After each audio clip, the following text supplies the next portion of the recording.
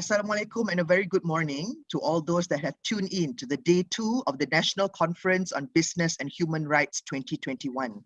This is organized by United UNDP and then also Suhakam. My name is Elina Jani. I'm representing Malaysian Green Technology and Climate Change Centre, MGTC today, and I will be the moderator for this session. For today's session, this is the parallel thematic session 1B. We will be discussing on the National Action Plan on Business and Human Rights, and specifically the topic of the day will be on environment. So to start off, my opening remarks for today, I would like to highlight that climate change directly and indirectly interferes with the enjoyment of all human rights, including the rights to life, housing, water and sanitation, food, health, development, security of person, and of course, adequate standard of living. Furthermore, the impacts of climate change would also exacerbate inequalities disproportionately. That's affecting persons, groups, and peoples that are already in vulnerable situations, including children, indigenous peoples, and persons with disabilities. Effective responses to prevent, mitigate, and adapt to climate change must be anchored in international human rights and environmental standards and principles such as solidarity, cooperation, transparency, access to information, participation, equality, equity, accountability, and the polluter pays the precautionary principles. And with regards to businesses plays a central role in climate change. Much of the carbon dioxide emissions causing climate change from business-driven economic activity. However, business activities can also contribute to innovation and solutions to prevent, mitigate, and adapt to climate change and its adverse impacts on the planet and its people. To avert future climate harms and ensure climate justice, business enterprises must be part of the solution. The United Nations Guiding Principles on Business and Human Rights, the UNGPs as we call it, provide the authoritative global framework to prevent and address negative human rights impacts related to business, which include negative business-related human rights impacts from climate change. The UNGPs reflect core elements of international human rights law. Any legal or policy responses to the human rights implications of climate change that involve business should be aligned with the UNGPs, as well as with other relevant international standards and current interpretation. The COVID-19 pandemic has brought into focus the importance of environmental human rights approach to business and human rights, BHR. This is because at the end of the day, the health of the people and the health of our planet are intimately connected. For example, it is well established that loss of biodiversity and climate change also link to a rise in zoonotic diseases. At the same time, those with health problems arising from exposure to pollution are more vulnerable to diseases, such as COVID-19, for example, while those who lack access to clean water are less able to protect themselves with complying with public health guidelines such as hand washing. While lockdowns have led to temporary reductions in air pollution, as economic activities resume, pollution levels will quickly bounce back to unacceptable harmful levels. Yet some governments and industries treat the economic challenges arising from COVID-19 as a reason to reduce environmental protection by lowering environmental standards, suspending environmental monitoring requirements, reducing and restricting public participation, viewing it as a luxury. These actions also have adverse impacts on the work of environmental human rights defenders, EHDRs. So not to take further time from the session, I would like to introduce our first speaker for today. I will go to the first panelist, which is Encik Ahmad Saiful Salihin. He is the head of Legal and Environmental Forensics Section, Department of Environment, Ministry of Environment and Water, CASA. Mr. Ahmad Saiful Salihin is also having 16 years of experience in the Department of Environment, DOE, in Malaysia. So to Encik Ahmad Saiful Salihin, I have the first question to you. My first question will be, how does the law and regulations related to the environment ensure that businesses are incentivized to respect and promote human rights. The second part of the question, what are the issues and challenges faced by the government in enforcement laws relating to the environment? So to this, I will pass it over to Encik Ahmad Saiful for the question. Thank you. All right. Thank you, Ms. Elina Jani, and all the panelists here, and also to the participant. Okay, today I will share also with you a few slides regarding environment issues and challenges. But I will answer the first question first regarding how does the law and regulation related to environment ensure that business incentivize to respect and promote human rights. Okay, let me say this. Okay, generally, I believe that the law and regulation itself that related to the environment are imposed to the businesses and industrial community that have a significant function to ensure the right of the people to have a good quality of life, and at the same time, conserve the nature.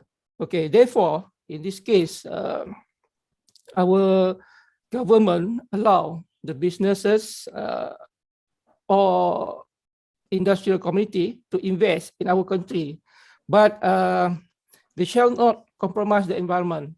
Okay, for example, the Environmental Quality Act 1974 was created to control and prevent pollution from affecting well-being of the society.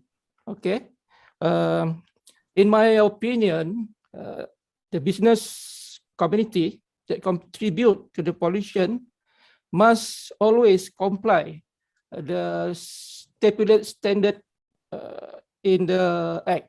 Okay, so that you run the business, and we will monitor the manufacturing industry project proponent to make sure they are comply with our act accordingly. Okay. Okay, let me share with you my slide for today.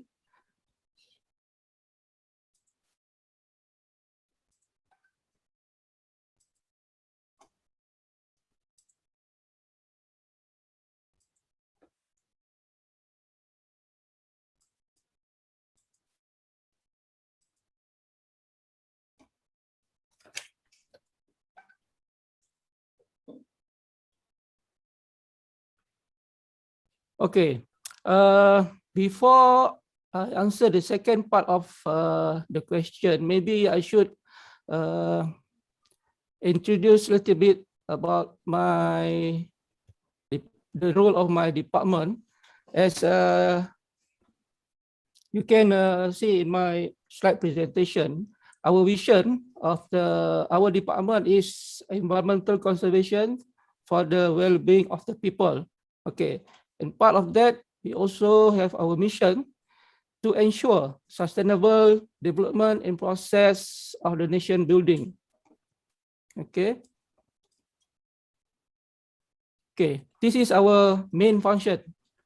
Okay, to administer and enforce the Environmental Quality Act 1974, which is we have 51 regulation, 51 section and regulation, order and rules, and also section 4, prevention and conservation of economic exclusive zone, 1984.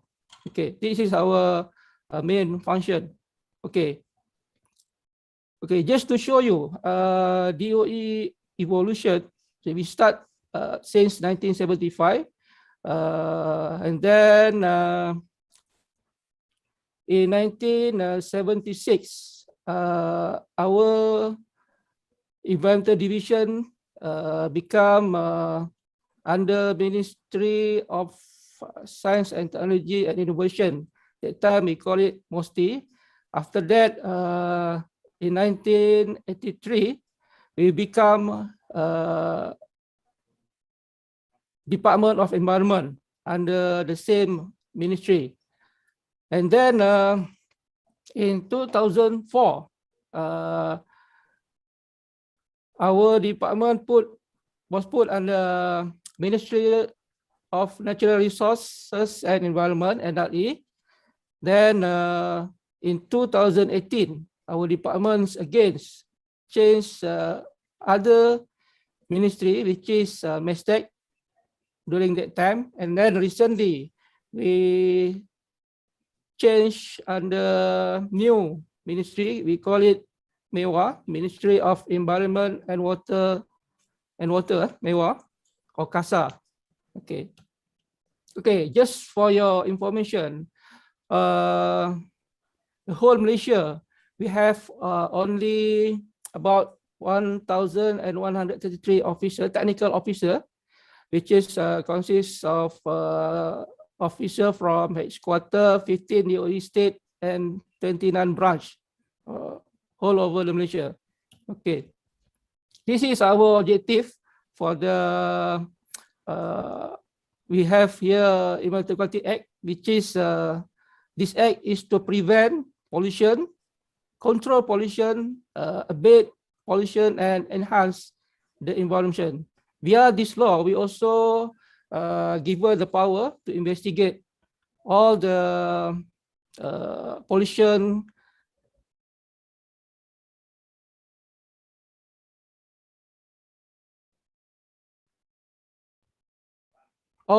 cases, okay? And then, as I mentioned just now, in the Environmental Quality Act, we have 51 sections in it, and with 15 order, 16 regulation, and 2 rules. I won't touch detail on this particular act. Okay, just through a glance, the Environmental Quality Act 1974. The EQA was introduced to deal with the issues ranging from agro-based manufacturing industry, such as palm oil mill industry, sewage and landfill, okay,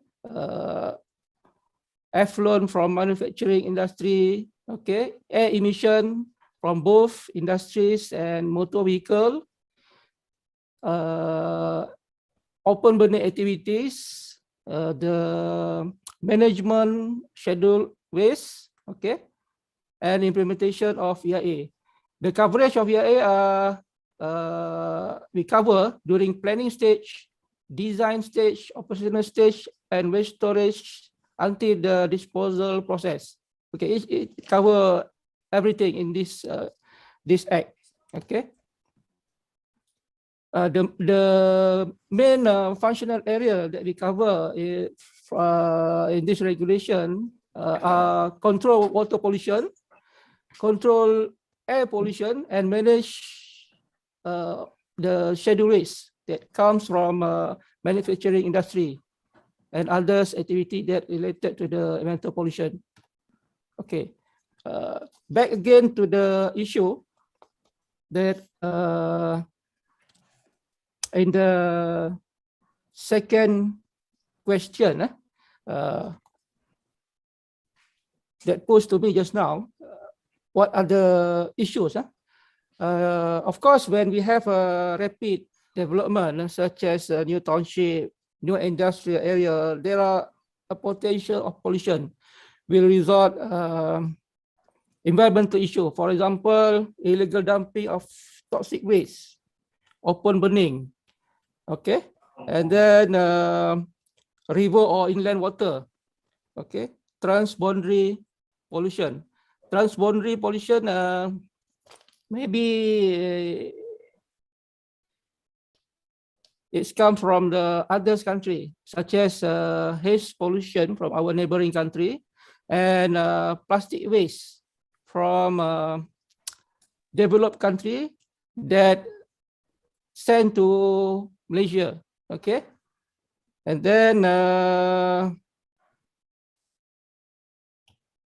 okay, This is the main issue that we facing in our daily job as a DOE officer. Okay. Illegal dumping, for example, when we have toxic waste dumping, illegal dumping, mainly because of the polluter want to reduce and avoid cost of disposal. Okay, this is the main reason they dump the toxic waste, and then they also use third party that was not licensed under DOE, dispose agent with result, the waste not being received by the licensed premises, and the lack of awareness itself on environmental protection among the related party. Okay. This is some cases of illegal dumping, which is in Kampung Sungai Gantung, Labeh, Johor. Okay. And then also we have cases of storage, illegal storage of sludge in Sabak Benam, Selangor. Okay, these a few cases that I want to share with all of you. Okay, this one illegal of paint waste in Negeri Sembilan. Okay, about the open burning just now, it was occur during long dry season due to low rainfall. Then improper of management of domestic waste also will cause illegal open burning when it exposed to the fire sources, whether it intentionally arson by the people surrounding, or somebody try to or caused by the scavenger activity. They want to get metal scrap from the domestic waste. They burn this the waste to get the okay.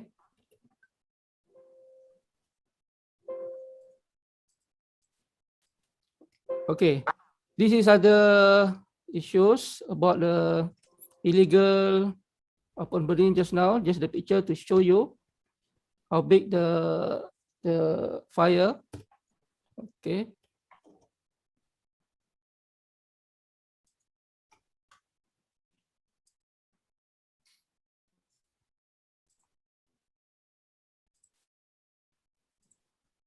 Okay, for the transboundary pollution just now, it may be caused by the haze from the neighboring country, as I said just now, and then illegal imported of toxic schedule waste and illegal imported ordinary plastic into Malaysia. This is the few issues that we come across.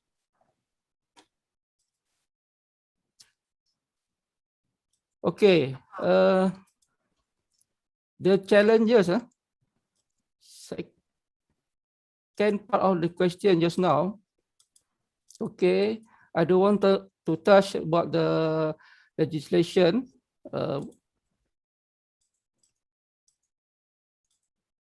I go to the challenges that we have during enforcing the law. Okay, one of it is rapid development that will increase source of pollution, while the number of the officials still remain small in number. As I show you in my previous earlier slide that show we only have 1,133 technical officials on the ground to control or to enforce the law. And then we also insufficient of shortage of technical equipment and expertise. Okay, and other than that, we see that lack of awareness among the industry in managing their waste or managing their schedule waste, and then in insufficient cooperation and coordinating among the other agency. Okay, this is the challenges that we face to enforce the relating law in environment. I think with that, I hope that I answer the first two questions. Then I pass back to the moderator, Miss Elena. All right, thank you. All right, thanks very much, Cik Ahmad Saiful. That was a very interesting sharing that you have done earlier. It is a comfort to note that the government of Malaysia have the right law and regulations in place to respect human rights. There are many issues and challenges that's faced by the government that you highlighted relating to environment.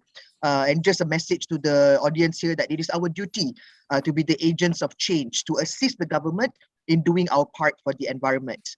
So I've just been informed that the participants will be able to unmute to ask your questions later, or you can choose to write your questions in the chat box.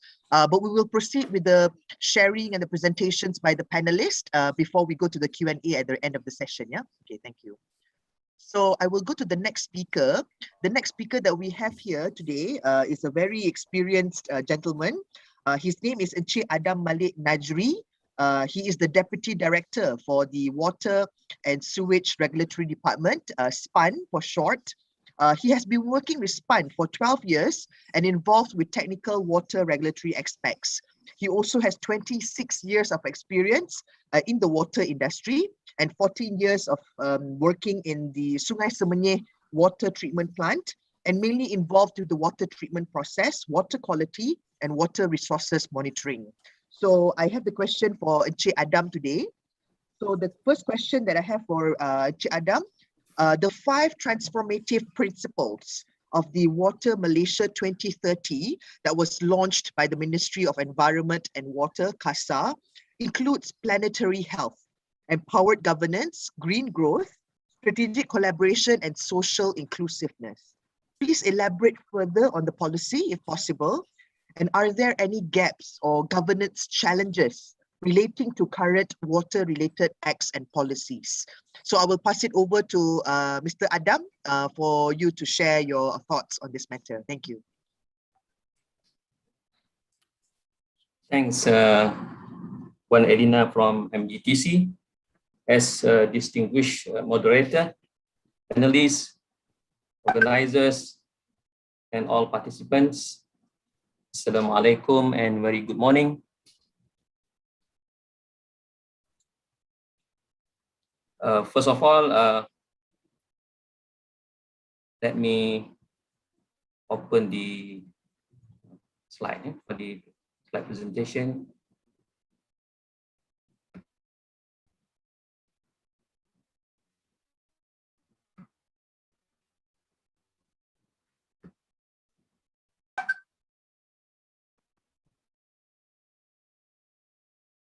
You can see it.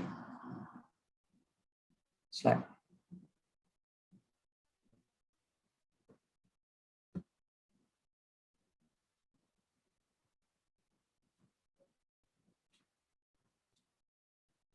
Okay, I want to explain a little bit on our function, SPAN, and then I will go to the answer of the questions.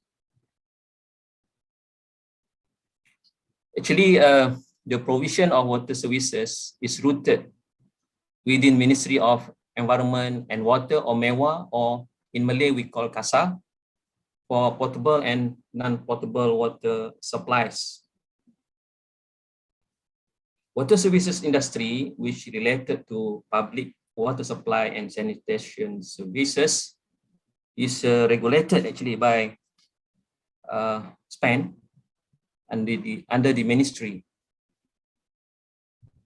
We regulate water services operators through a licensing regime to ensure the efficiency of service delivery as well as the compliance to law. To shed some light on this, firstly, I would like to emphasize that the water services legislation and institutional reforms in 2007 have developed effective strategies to improve the industry in terms of technical compliance, financial, and overall sustainability. In this context, water services means water and sewerage services. As we know, actually the establishment of SPAN and the enactment of Water Services Industry Acts are part and parcel of the institutional reform. SPAN oversees, regulates, monitors, and maintains uniformity in the country's water sector. It sets uniform technical guidelines, rules, and regulation for water operators to ensure quality and transparency of their charge. SPAN, the Suruhanjaya Perkhidmatan Air Negara, or SPAN Act 2006 or Act 654, is the foundation for the establishment of the National Water Services Commission, or SPAN, and it grants the power for the Commission to oversee, enforce, and regulate water supply and sewerage services and related matters. Meanwhile, the Water Services Industrial Act, WISIA 2006, or Act 655, stipulates the provisions for the regulation of water supply and sewerage services and related matters. Moving into the governance of the water supply services in Malaysia, Ministry of Environment and Water plays the pivotal role. Therefore, CASA or MEWA established the CASA 2020-2030 Environmental Sustainability Plan in Malaysia. As you can see on my slide, second slide, this plan has been made collectively and integrated by all divisions, departments, and agencies under the supervision of ministry. Sorry, Mr. Adam, can you make it into presentation mode? Thank you. Okay, good.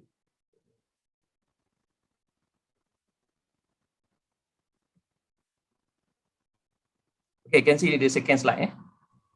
Yeah, we can see. If you can make into presentation mode. Some of us are quite senior. We cannot read the small font. Okay, sorry. Thank you. Okay, this is better. Thank you.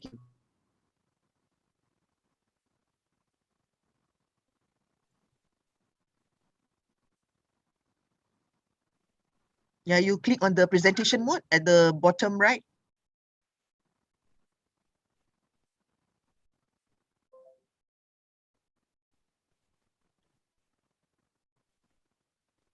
It's just next to the zoom in and zoom out button.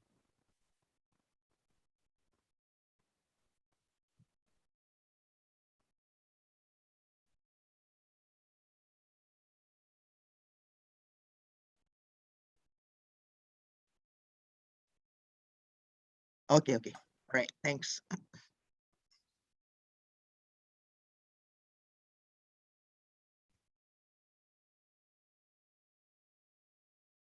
Okay, you can see, Okay.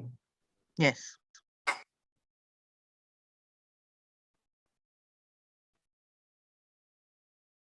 So in the slide, you can see there are 30 initiatives, and there are initiatives related to the water. Number one is clean rivers, and then we can see water efficiency, treated water reserve margin, financial sustainability, and water sewerage, and of water and sewerage, with water reclamation, flood risk management, National Water Innovation Roadmap, alternative water resource, rainwater reuse. Sorry. National Trail, National River Trail.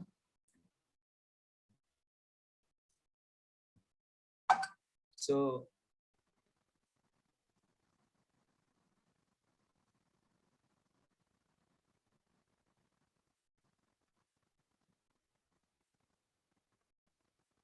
the CASA 2030 is based on the three main frameworks, namely the government agenda, which includes the 11 and 12 Malaysia Plan, current government policies, as well as the National Sustainable Development, SDG. The exigency of environment and water management in this framework are analyzed and translated into the direction and the strategies of ministry for a period 10 years, from 2020 to 2030. So this roadmap consists of 30 initiatives, like I said before. Within the 30 initiatives, most of them are interrelated and interconnected between one and another. However, the initiatives listed are those impacting the water resource and supply and links to the human right to clean and safe water. To elaborate further,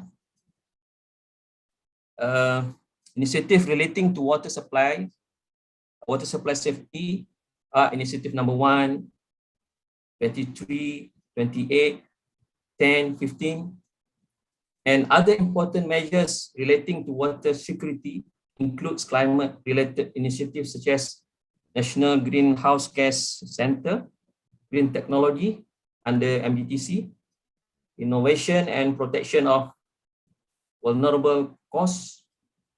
This initiative indirectly aim at ensuring the sustainability and security water systems.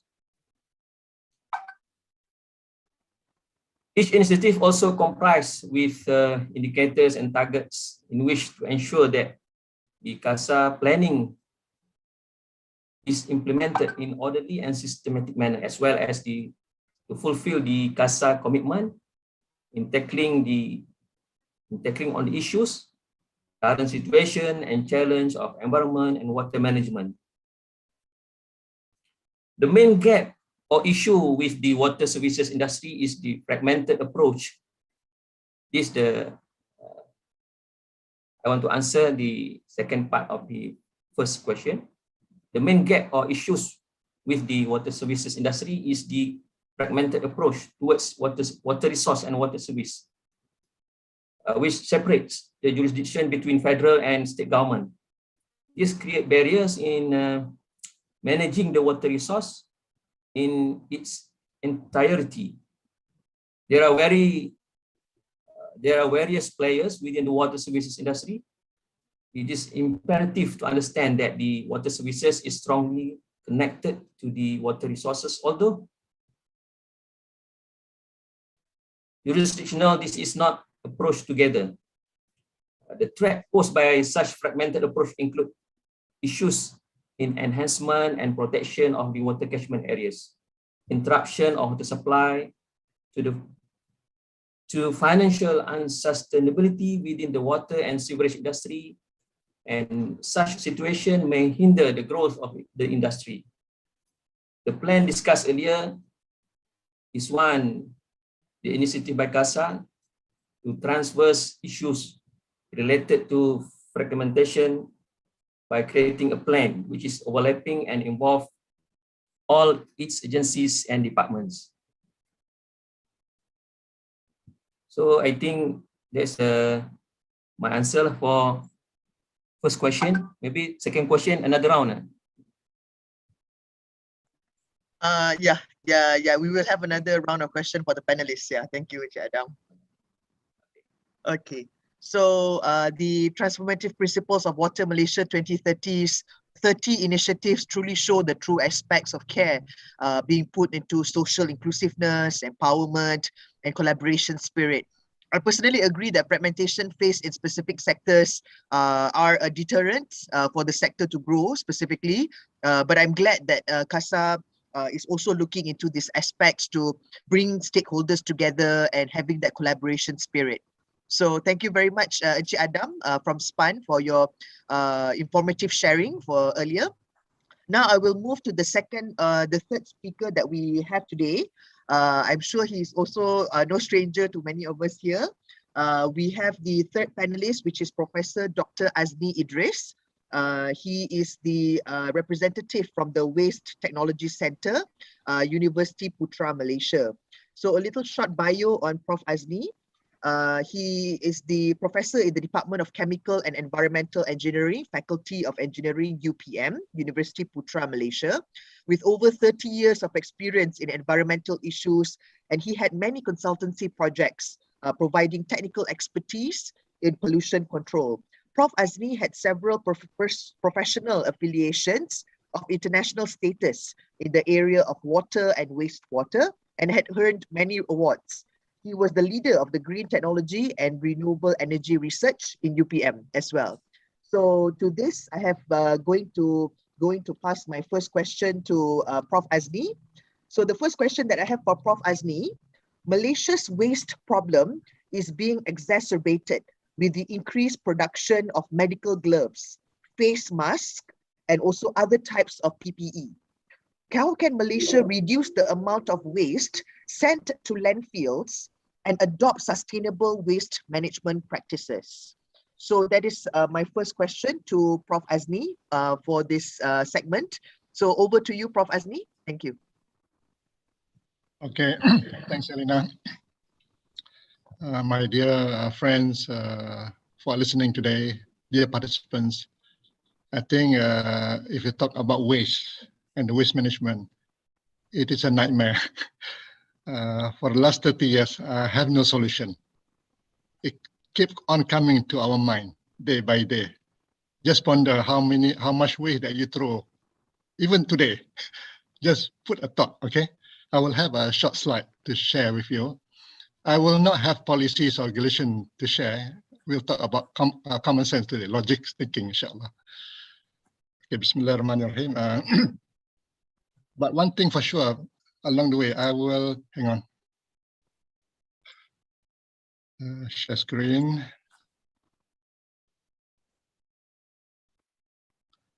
Okay, I hope you can see my simple slide. Now, waste affect us in many ways. To make it simple for all of us to understand, I just put three things. One is waste affects society very much. How? The bad smell, of course. Number two, it affects environment adversely. How? It's because of the emission. It's very high emission in methane and carbon dioxide, which is the greenhouse gas effect. And also it degrades the river because of the leachate, high strength wastewater coming out. You never see because you have never been able to go to the site because you cannot stand.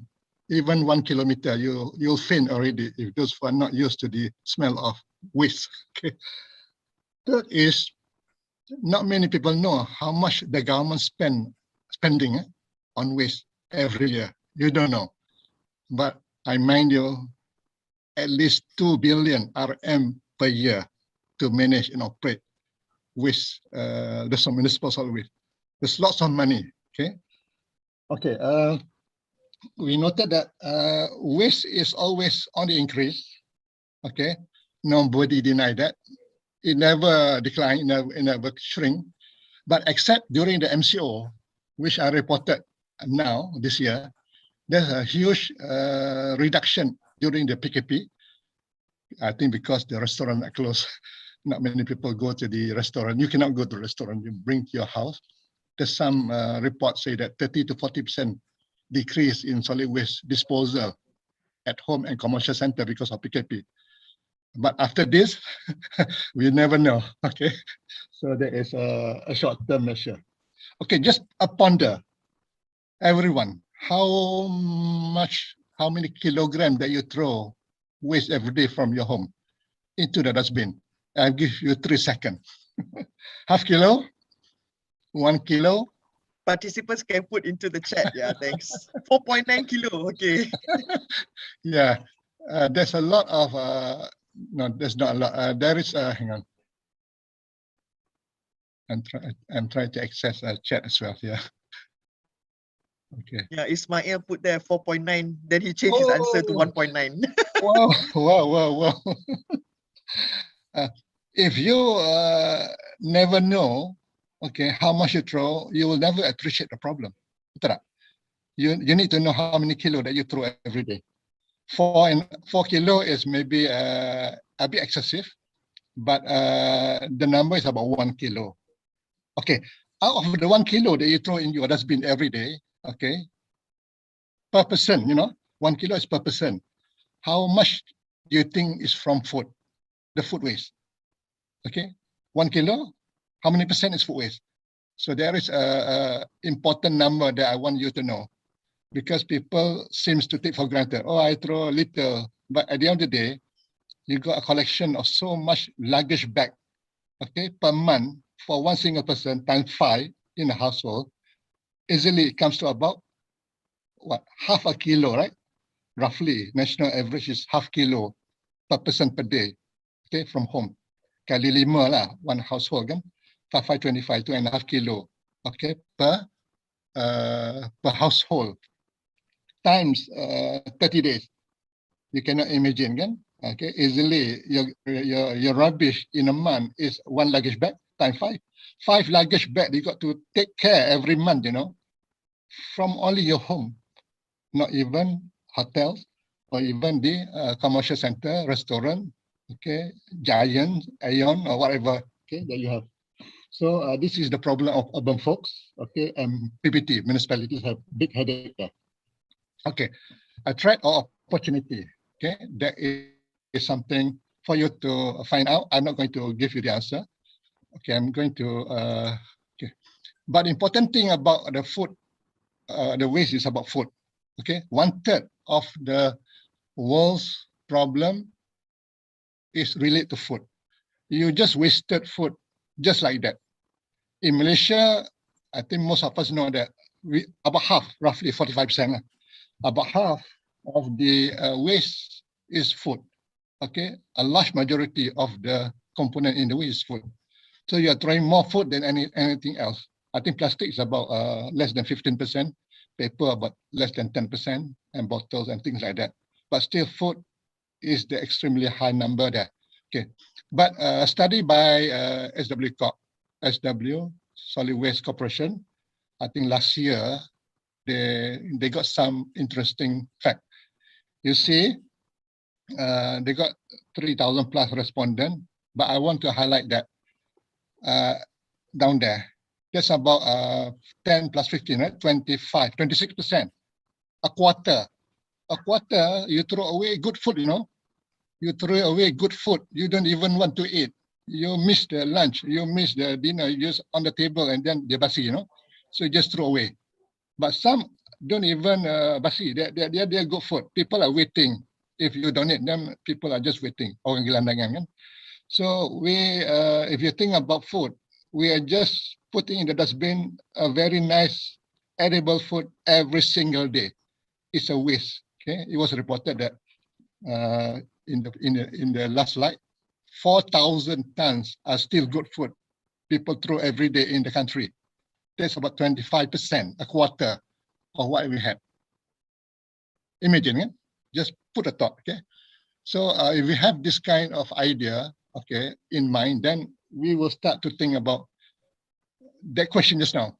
Are we able to reduce the waste? Start today. That's a question back to you, okay? To me, I know the answer. It's a difficult thing to do, but to reduce from what we call just now, half a kilo, let's say 10%, that should be the challenge for us all. If we can do that, wow, I think we are going for a developed nation. We are still a developing nation. Developed nation status, but still developing. Our mind are still not ready. People are saying we have a first-class mentality, third-class attitude, right? As far as waste. So there is something that we got to ponder. And the government are facing lots of problems because of the spending, and there's not much landfill left. Not easy to get landfill to dispose our waste. But the funny thing about us is, it's our own waste from the kitchen, but we never want to see them near our home, you know. We don't even want to see the landfill near our community, you know. Then how are we going to throw the waste? Susah kan? Just like, sewage lah. I flush every day, but I don't want to see the flushing liquid, you know, near my home. I want to be in my neighbor's home or somewhere in the outer space. So that's funny, you know, the human are still like that. There's no real answer, okay? So it needs some thinking, good policies, and good strategic approach in order to cater. Okay. Another thing is a number again. 17,000 tons of food, 17,000 tons of food every day that Malaysian dispose. Sometimes they call it, we have 7 swimming pool, large Olympic swimming pool every day, you know. 7 swimming pool every day to fill up the garbage. Food, no, not the solid waste, the food waste only. So how are we going to manage that? Okay. So, but one thing is, my second point there is a high increase in the food waste, yes, but also there is a lot of pollution related to the food waste, the garbage.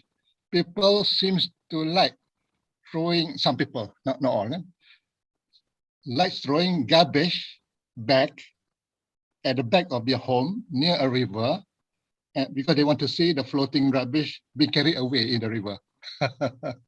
Some people get caught because some irresponsible people, you know, still have the mentality that river is a point of disposal, even for solid waste. So there's something that we cannot imagine. It is unacceptable at all. Yeah. So solid waste affect river very much, and our drinking water.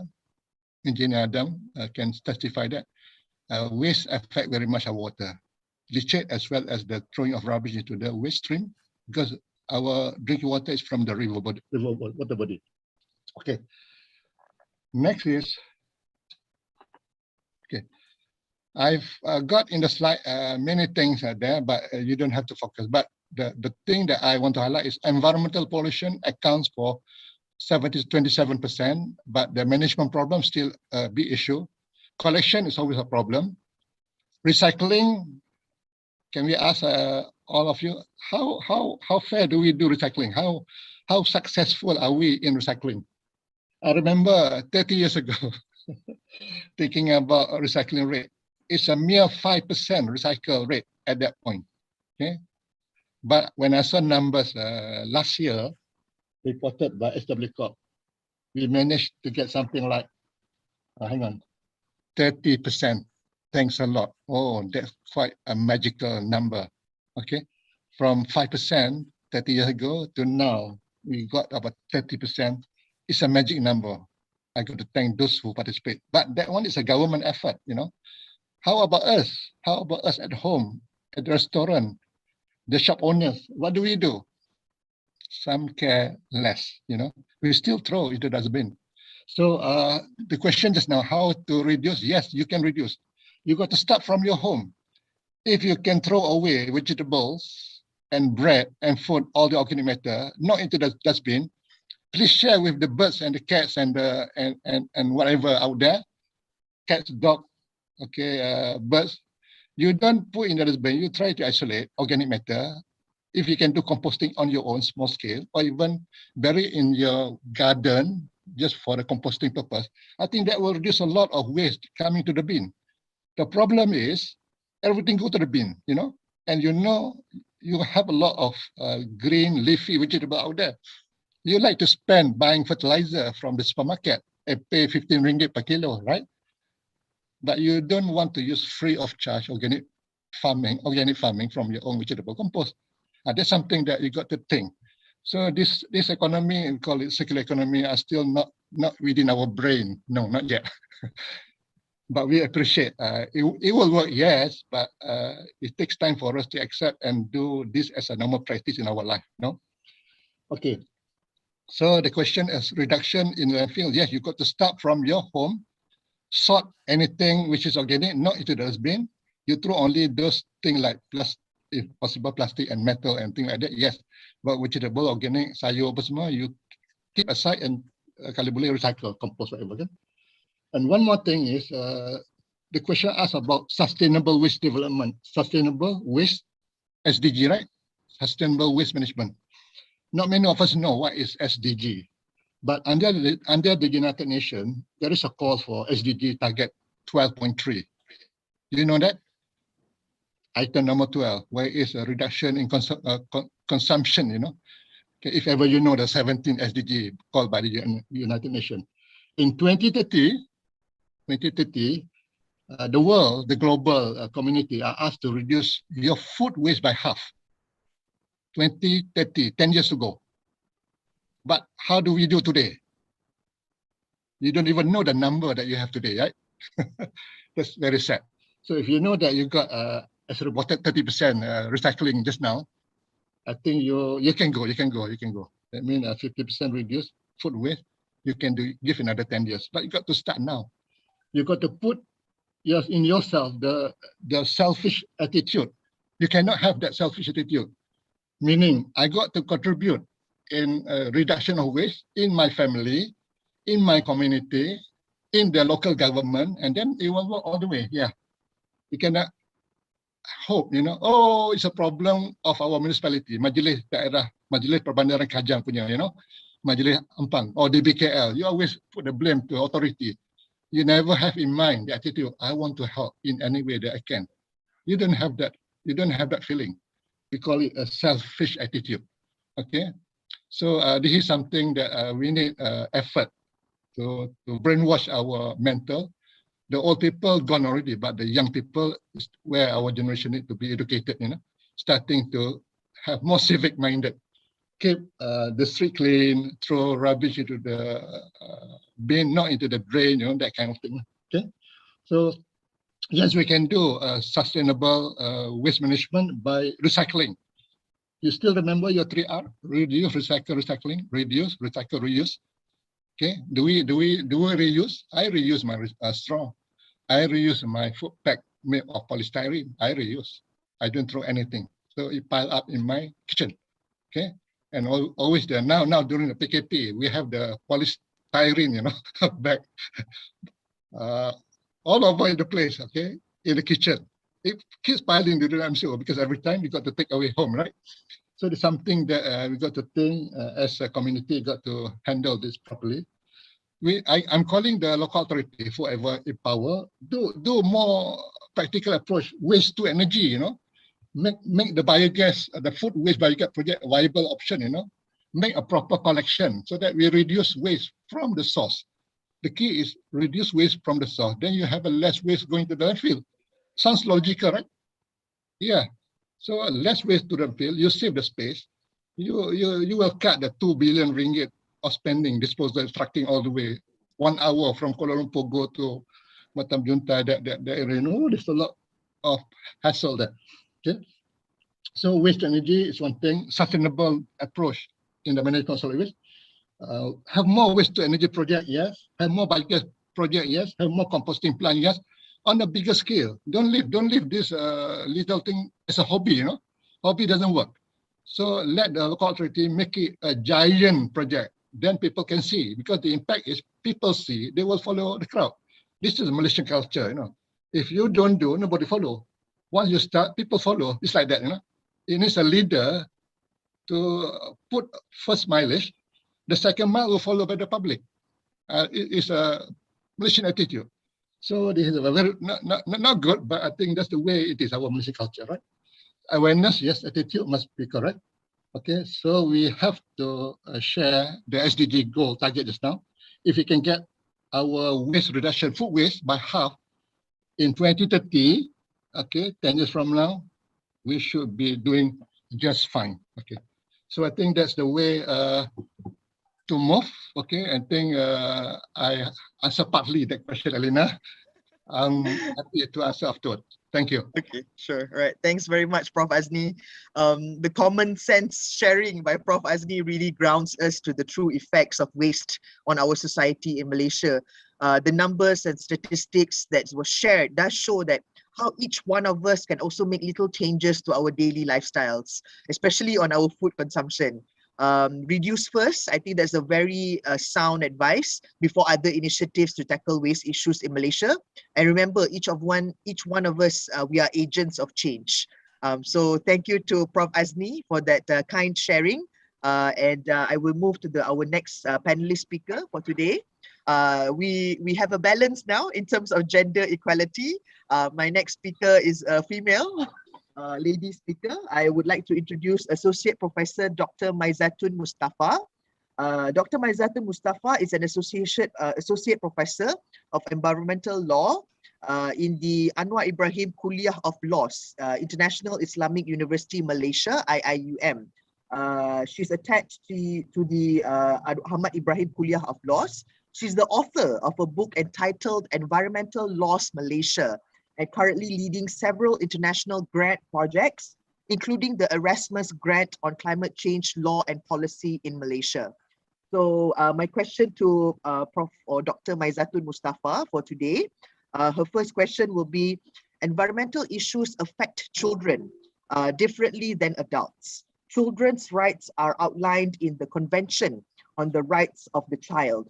Article 3 of the Convention on the Rights of the Child sets out the principle that in all actions concerning children, the best interests of the child shall be a primary consideration.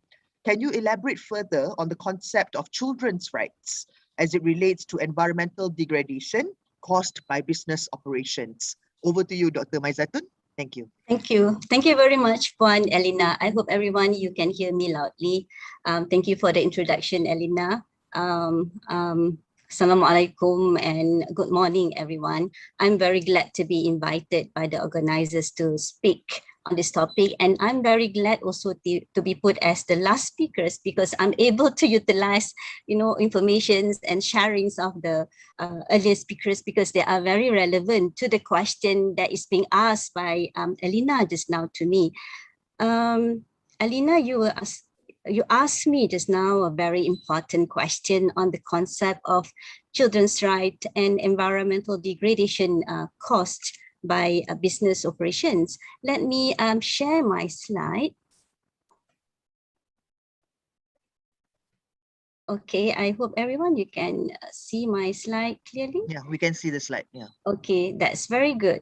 Okay, oops, yeah, this is okay. I'm going to present here. I'm trying to answer the question posed just now in relation to children and their impact on the environmental degradation caused by business operations based on a research project that I'm doing now under a research grant from UNICEF and UKM on climate change and the impact on children in Malaysia. For everyone's information, this for me, I think is a very important project. It is undertaken by researchers, including myself, which come from various disciplines, including law, science, and economy.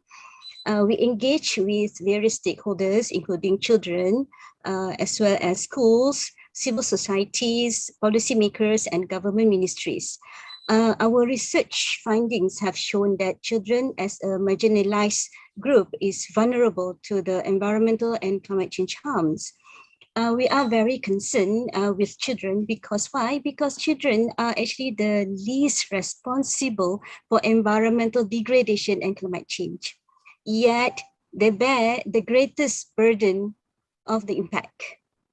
They suffer the most, actually. They are almost like a silent victim.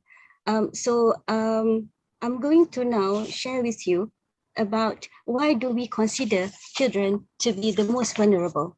Okay, according to scientists, children can be affected by environmental harm due to their unique physical and mental development, not just because they are smaller than adult, but because they can be really affected, especially towards the earlier parts of their development, starting from the birth until the age of 5. Okay, even when they're not born yet, you know, within the womb of mothers, you know, unborn babies can already be affected by environmental harm, and this impact can affect them throughout their lives.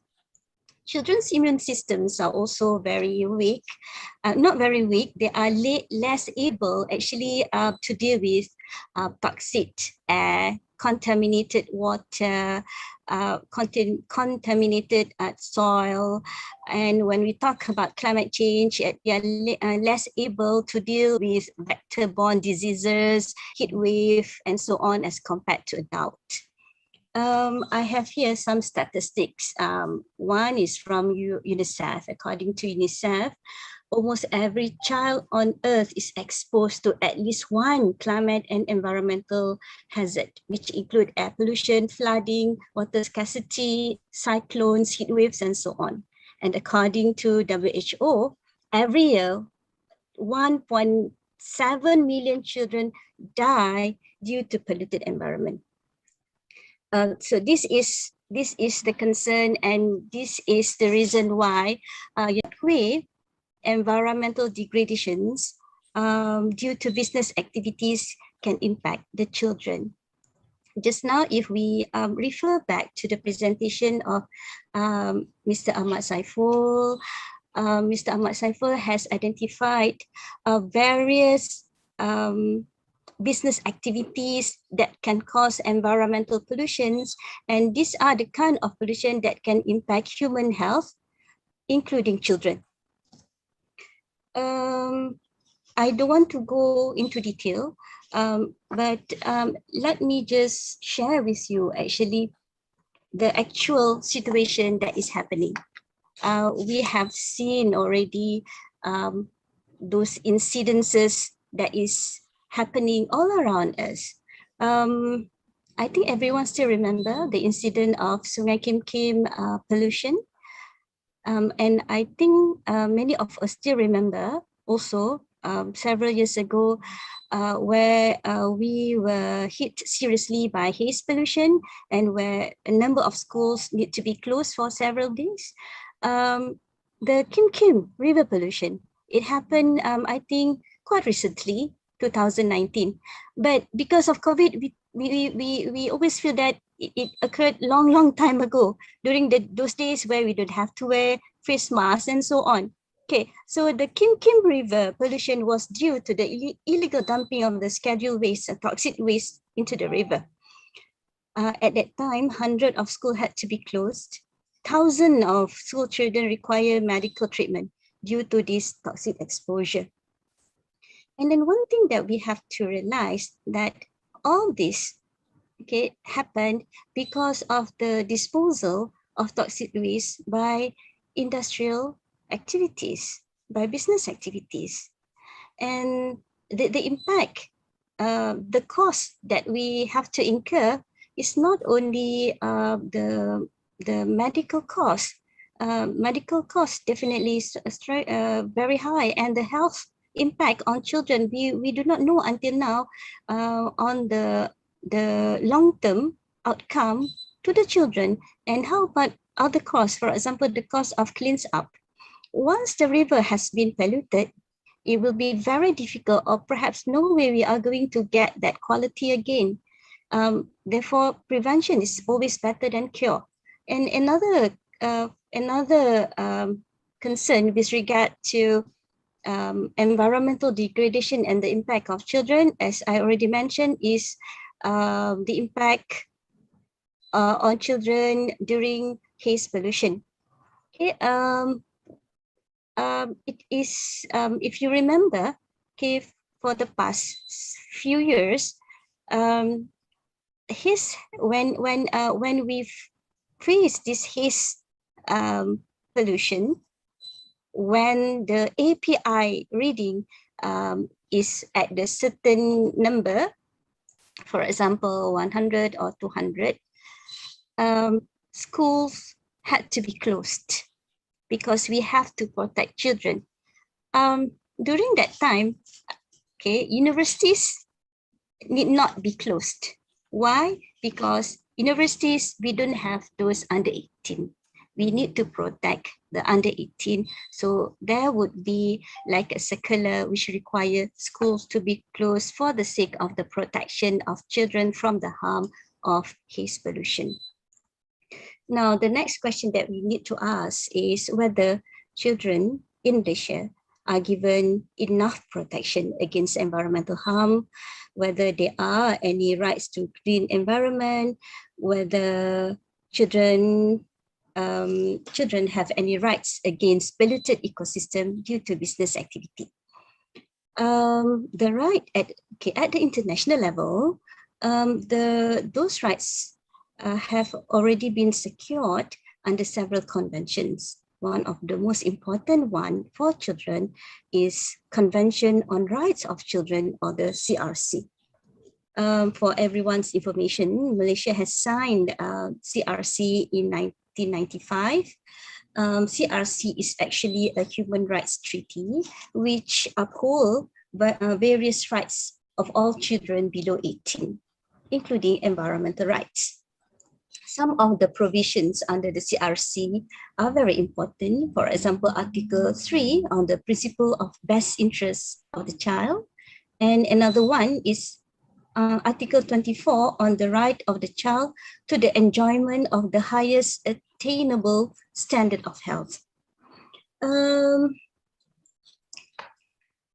If we go into detail of these two articles, we know that environment in the context of the children does not only cover the ecological aspect or the natural aspect of the environment, it also covers the social well-being, meaning that the place where the children live. Let us go into detail. How do we apply Article 3, or how do we define Article 3? What does it mean by child best interest? Okay, child best interest in relation to the environment refer to the right to a healthy environment, right to safe water, right to clean air, and right to health as well. How do we impose this right? I personally think that government and business sectors have legal as well as moral obligation to give this primary consideration to the best interests of children in all actions concerning children, including those that give rise to exposure to toxic and other hazardous substances. Why I mentioned about legal and moral rights, I mentioned this similarly. I try to echo what Azmi mentioned just now. When we talk about the rights, it should be it should come both from bottom up and top down.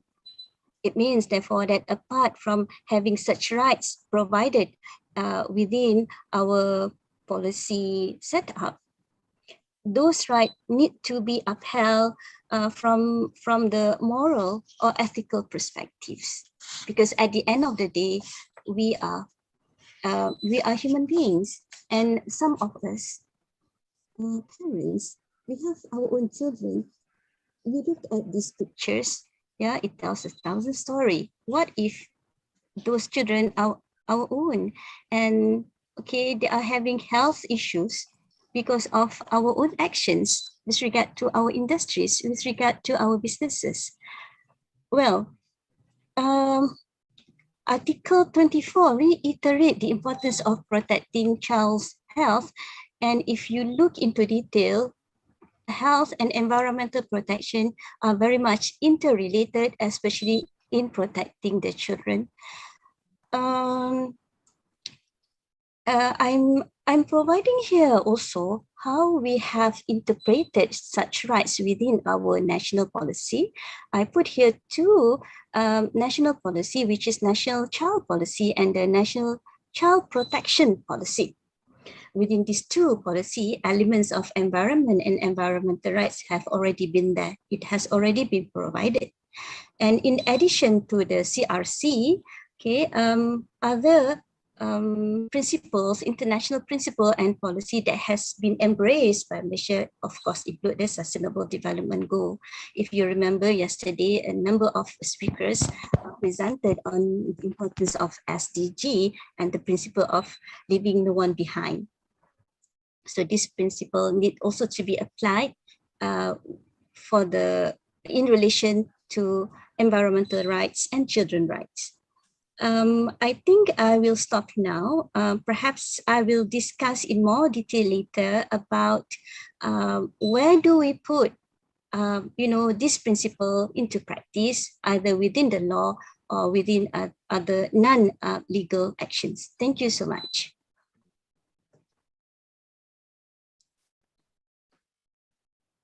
Thank you very much, Dr. Maizatun. I completely agree. Children bear the greatest burden of impacts of climate change. As a mother of two myself, I am deeply concerned to the future of my children in this degrading planet. I think, in my personal opinion, we as part of the government, academia, and industry players should always be driven by the purpose of doing business with respect to our children's rights. Inshallah, all of us will be driven by the same purpose, one voice and one action. So thank you very much, Dr. Maizatun, for that kind sharing. So now I will proceed to the second question for each of our panelist speakers again. So my second question will be first addressed to Encik Ahmad Saiful from the Department of Environment, CASA. So my second question for Encik Saiful will be, what are the most pressing environmental challenges in Malaysia? What is the most significant industry that contributes to the environmental problems in Malaysia? Yeah, over to you, Encik Ahmad Saiful. Thank you. All right, thank you, Ms. Irina. Okay, just now we listened to Dr. Maizatun, Dr. Azni, and also Mr. Adam regarding the rights, domestic waste, and also about water management in Malaysia.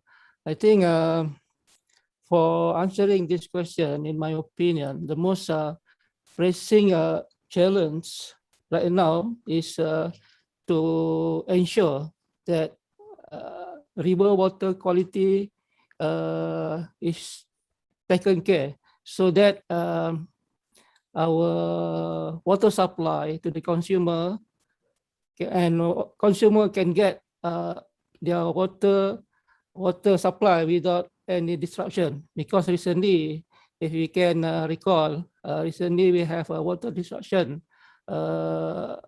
last year and this year throughout Klang Valley because of the water pollution. So that's I think the most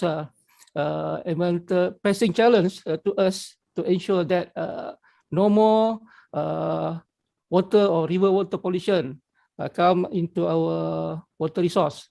Okay, that's why in this case, I think we need collaboration with other agency to fully taken care of our river, so that we taken care our rakyat or our Malaysian people to have a continuous water supply without any disruption. Okay, so the most significant industry that contribute recently to the environmental problem in Malaysia was the manufacturing industry, which is maybe the discharge the effluent without proper treatment that will cause water pollution problem. So according to environmental annual report 2019, where we have conducted around 5,203 field inspection, and then to 42 category manufacturing industry and other non-prescribed premises that were subject to Environmental Quality Act, whereby 291 offences were prosecuted under EQA 1974, out of these, 52 court cases involve under Section 16 AQA 1974,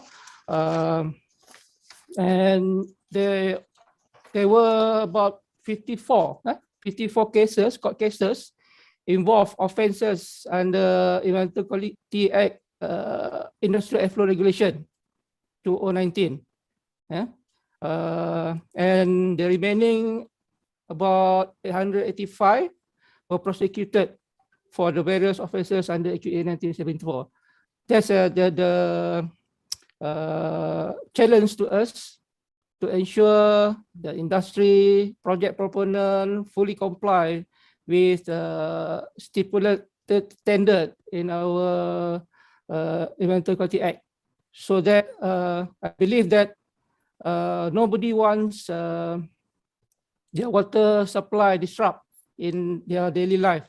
This is the pressing challenge at the moment to our department right now that we face. Okay, I think to ensure way forward for ensure this problem, tackle very well, we need to strategize our enforcement program, and also we need to strengthen our collaboration program with other agencies to ensure that this problem will be taken care. I think that's my answer to the question that given to me just now. I hope I can I answer the question very well. And then I pass again to Ms. Elena to continue the session. Thank you. Okay, all right. Thanks very much, Encik Ahmad Saiful. I think your questions were on point. Your answers were on point to the questions. River water quality is very important so that we are able to get quality water supply with no disruption. Remember, we will ultimately drink what we throw in the rivers. Yeah, manufacturing industry, being the most significant industry that contributes to environmental problems in Malaysia, I believe has the opportunity to turn around and make a change. Will be good for manufacturing industry to rethink and remanufacture green products, and also can be incentivized by Green Tech Malaysia in acquisition of green assets and undertaking green projects within your factories. So yeah, please do come to us, to MGTC, so that we can incentivize and promote green manufacturing. Yeah, thank you very much, Encik Ahmad Saiful. Okay, so I will move to the next speaker, which is Encik Adam from SPAN. My second question to Encik Adam will be, what is the Malaysian water industry's position in recognizing water as a human right? What can be done strategically or for consumer protection in terms of human rights to access affordable and sustainable water supply services? Yeah, over to you, Encik Adam. Thank you. Thank you, Ms. Elena. Mrs. Elena, actually in Malaysia, water has always been recognized as a human right issue for a long time. We know demand for water supply continued to grow after Malaya gained independence in 1957. And currently the country has 302,008 water treatment plants serving around 32 million people, or in percentage is about 96.8% based on data in 2019.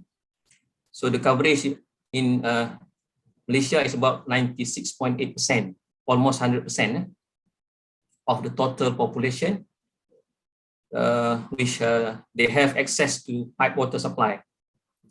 After independence, the Public Works Department, or JKR, provided consultation and technical advice to state water supply authorities and coordinated all water supply projects funded by federal loans and grants, competing with other public sectors through the Malaysia Plan since 1966. As such, you would have noticed that water supply statistics of the urban areas are reaching 96.8%, like I have mentioned just now, in year 2019.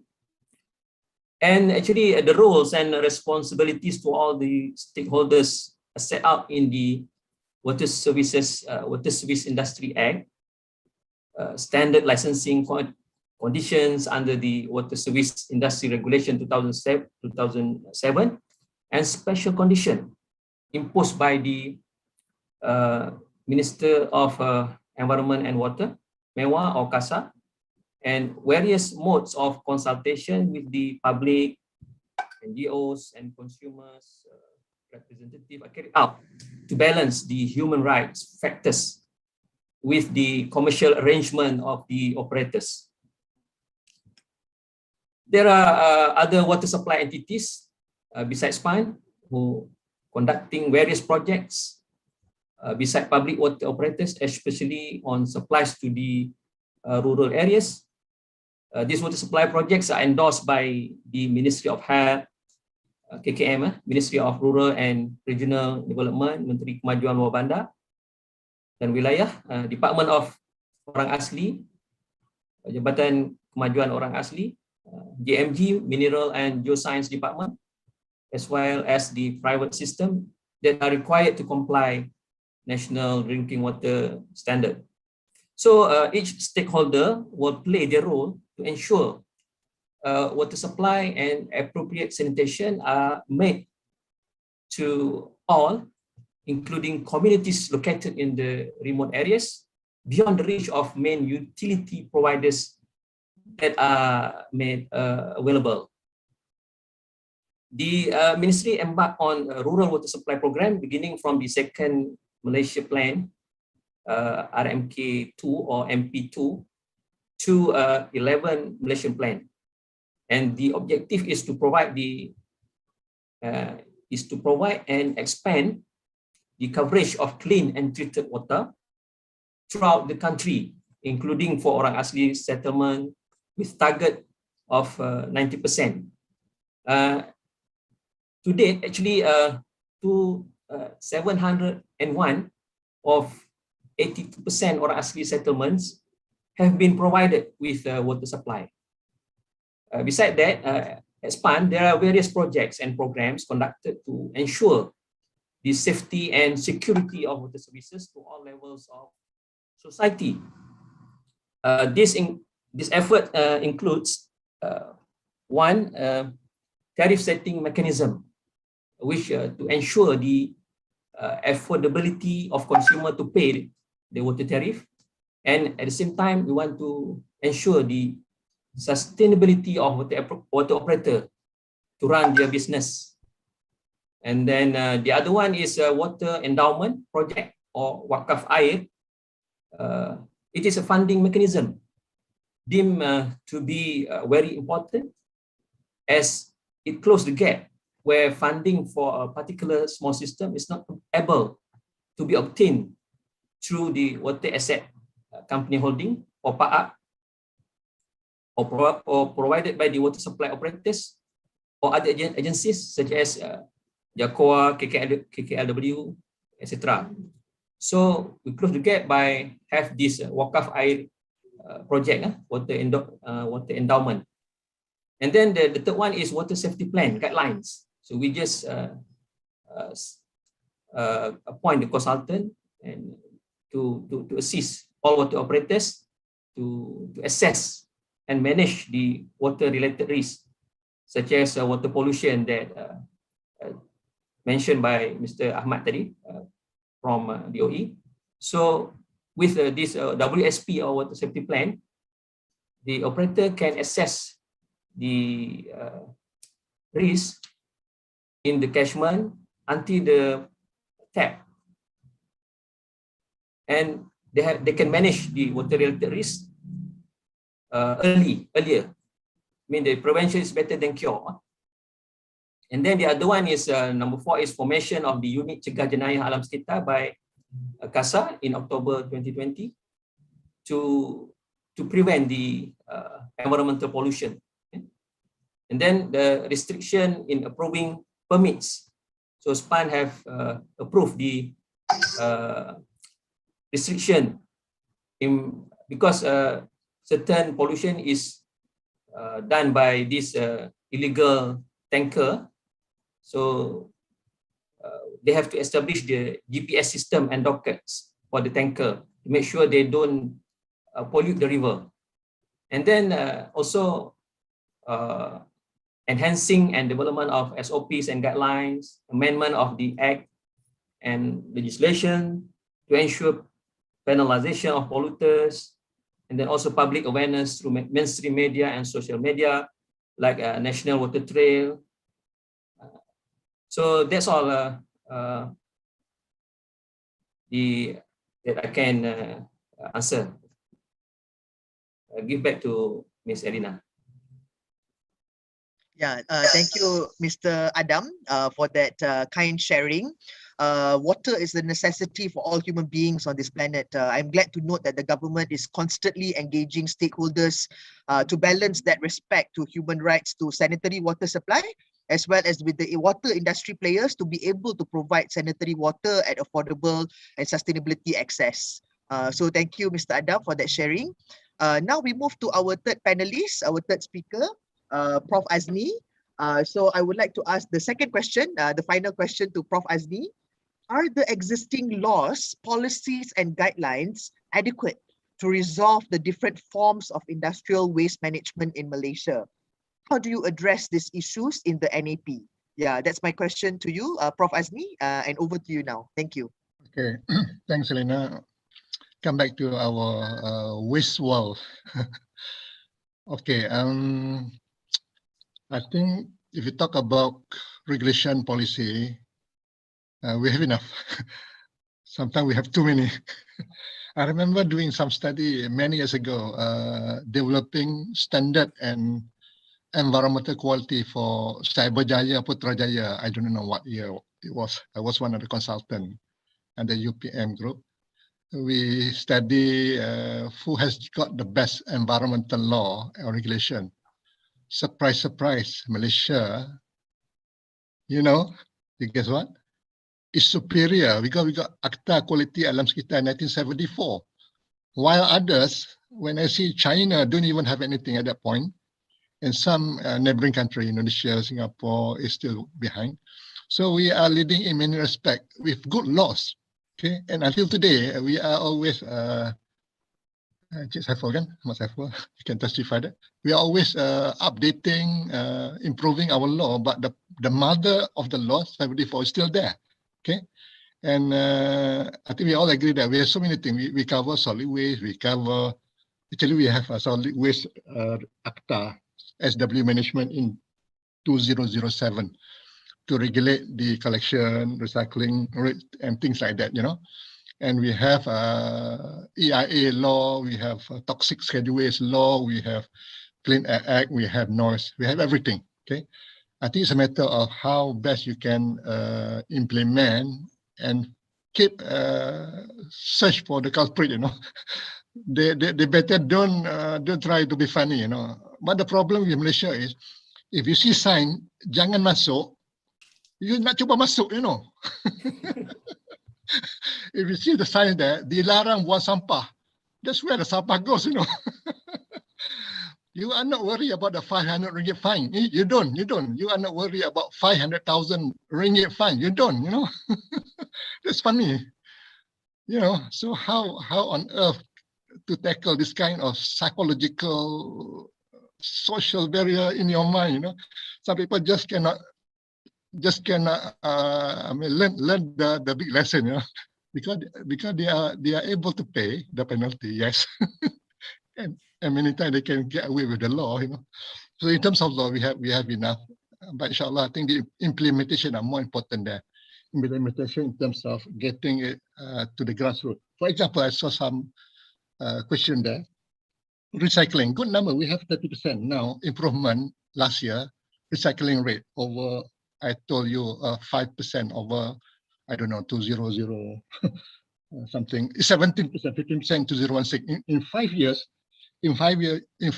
we jumped 17 to 30 on our recycling rate, on the municipal solid waste. Yes, I think that's a good move.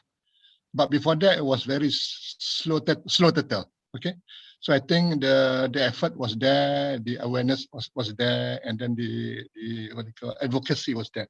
So law is one thing, but to make ourselves and all the stakeholders understand the law and able to put on the ground and others to follow is another big thing. Okay, inshallah. So back to the recycle center. There's one question about the recycle center. Yes, it's difficult. We have so many things to recycle. I got bottle, I got pet water, I got mineral water, keep piling in my bedroom, you know. But what to do? Oh, I got to drive all the way to Giant, you know, which is 2 kilometers away, putting at the back of my car. You know, I need that strength. We call it the mental strength, the effort to bring that loose bottle to somewhere I can put there, and that is the problem. Okay, can anyone think about how to bring this recycle item to the correct place, to the recycle center at speed and easier? Okay, otherwise we are waiting for time, piling up in our office or our home, and then the cost to bring it there. So that's why the recycle can be even better if efforts are done to support the logistic. Logistic means make it convenient. Why not? Why not? We have in many shopping center, commercial area, that vending machine that other people has got, like Singapore. You have the vending machine that can push the PET bottle, Coca-Cola bottle, aluminum can, you know, all those Fanta drink, everything. You push and you get some token, put in your e-wallet if you don't want the cash, you know, or even donate. Fisabilillah, we call it. Eh? So there is an effort done by many countries. We don't do. And yet, I see there's a potential that you can easily do, you know, to help people get on with this business of recycling and improve your recycle rate better. People out there, your best example will be Germany. Okay, they have a good regulation, good attitude, you know, education, I think. They got 66% recycling rate as of today. They is the world best, the leader, 66%. Singapore, our neighbor down there, they do 60%, 60. We do 30, they always double, you know, exchange rate for double. But they are a small country, susah nak follow. Okay, too small, easy to do, but we are a big nation. Okay, how about a nice country like Denmark? If you go to Denmark, very nice, clean, very peaceful, happy, you know, no? They're doing 50% recycle, not as good as Germany, but they do quite well. Okay, UK, England, where some of us study, you see the environment there, they do 45% recycling rate. We do 30, not far, right? Okay, but it takes years to achieve that number. Yeah, but we move very fast. So law, yes, we have the law, but get the practical side of it, get the implementation done, and get the penalty a bit more tough, you know, then people will take that lesson, inshallah. And under our national action policy, I think I want kalau boleh lah, you talk about don't use single-use plastic, right? Avoid that plastic, like go for paper or whatever. But we don't see alternative. We just see plastic wrapping around. We just talk. Faham tak? So the manufacturing sector does not support in that sense. There is not much incentive, except at 20 cents bayar. I'm willing to pay 20 cents. That plastic convenient, kan? It's about convenient lah. But is there anybody think about convenient versus waste reduction? Tak ada, kan? You take a policy and also alternative product like that lah. Reach out. I think we need a reach out. Policy, yes, ada, semua regulation ada. But reaching out to people who can support the government, macam NGO, we are lacking that support. The government must allow a handshake ataupun reaching out to people who do macam waste recycling, ada NGO, but they are short of fund, but they're willing to do for free of charge, volunteers, but they need to handshake dengan PBT, example, kan? That's the way to do. So government tak boleh aloof, maknanya tak boleh nak kata I'm doing the job, I declare I've done 30%, you know, but you never handshake with people around you, the community. I see that's a lacking point under our national action plan, which anybody in the PBT should take this lead. Okay, university IPT, a lot of brains there, a lot of students who volunteer, but not much taken by people in the municipality. So Food bank, yes, food bank is one way that we heard. I think last 5 years, before the PKP, I'm sure there were food bank. Hotels rich in nutrition food, wasted like that. People paid, okay, RM100, RM150, macam Ramadan bazaar apa semua. They just wasted. But dulu wasted into the dustbin. But now dah ada takers put in the food bank, give to people for need, which is in the evening or even tomorrow. Nampak tak? So there's an effort, tapi dia mati macam tu. It doesn't take off very well. So we need this kind of innovation in the way you manage things. But we are more concerned about food waste recycling. Item like plastic, paper, I think all taken care because there is an economic drive. Okay, the corporate sector, like it or not, they see opportunity. It takes on its own. Tapi makanan, no. So this is a big headache that I think high time for government, IPT, and academician, or even in the public sector to take the lead. We got to handle the food waste. We got to reduce, as what UN calling for, reduce half of what we throw down now by 2030, which is 10 years to come. I think that's my call for everybody, inshallah. Okay, all right. Thank you, Prof. Azmi, for again a very interesting sharing by your side. Proud to hear that Malaysia's existing laws, policies, and guidelines are adequate. But I agree that implementation to the grassroots is definitely a key issue in our country, in many facets and aspects, in many sectors actually, not just waste lah. Change of mindset is also very important to address these issues, where we need to position our mindsets to be first world mentality. Actually, there are reverse vending machines that collect plastic bottles and aluminum cans. I think you can find it at Shell, Taman Tun, for example, and then also KL Central area. And good to note that this is locally developed by Malaysian company, this technology, and these are the sort of initiatives that we should support. And we took note also I guess the areas of improvement to the NAP, the National Action Plan, in terms of the single-use plastic, and then also the involvement between NGOs and PBTs. All right, thank you, Prof. Azmi. I'll move on to our final question, to our final speaker for the day, Dr. Maizatun. So my question to you will be, could you share your views on how the rights of children should be addressed in the National Action Plan, such as the NAP on BHR? Yeah, over to you, Dr. Maizatun. Okay, thank you very much, Alina. Thank you for the question. Again, in order for me to answer this question, I want to relate it to the research finding, which based on the research that I have been doing with UNICEF on climate change and the impact on children. Okay, in the research, we find a very glaring gap, yeah, within the legal framework. Where do we put? Where is the position of rights of children in relation to the environment? Because what we actually examine 4 different legal frameworks. First, we look into the child law, we look into the health law, we look at the climate change law, and we look at into the environmental law. Okay, within the child law, we could, even though the law